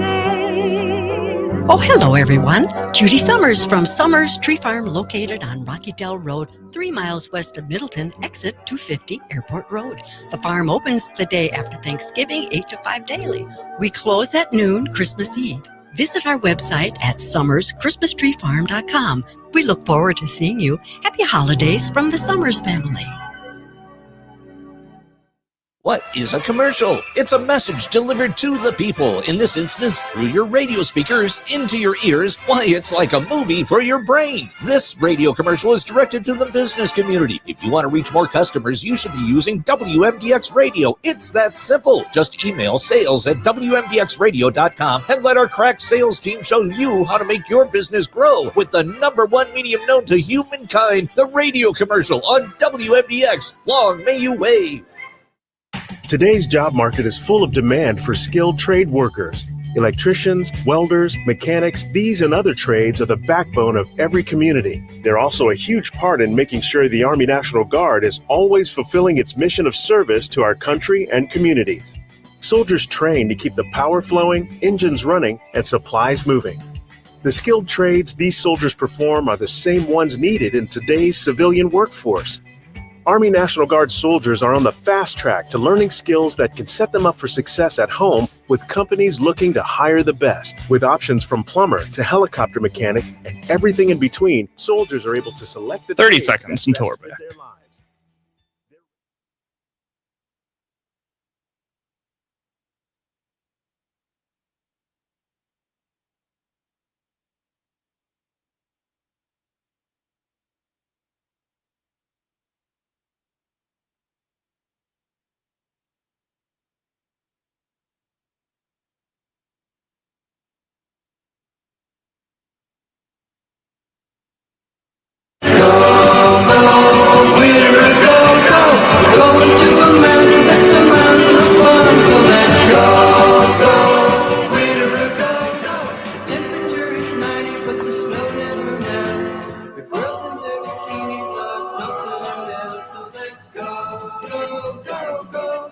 We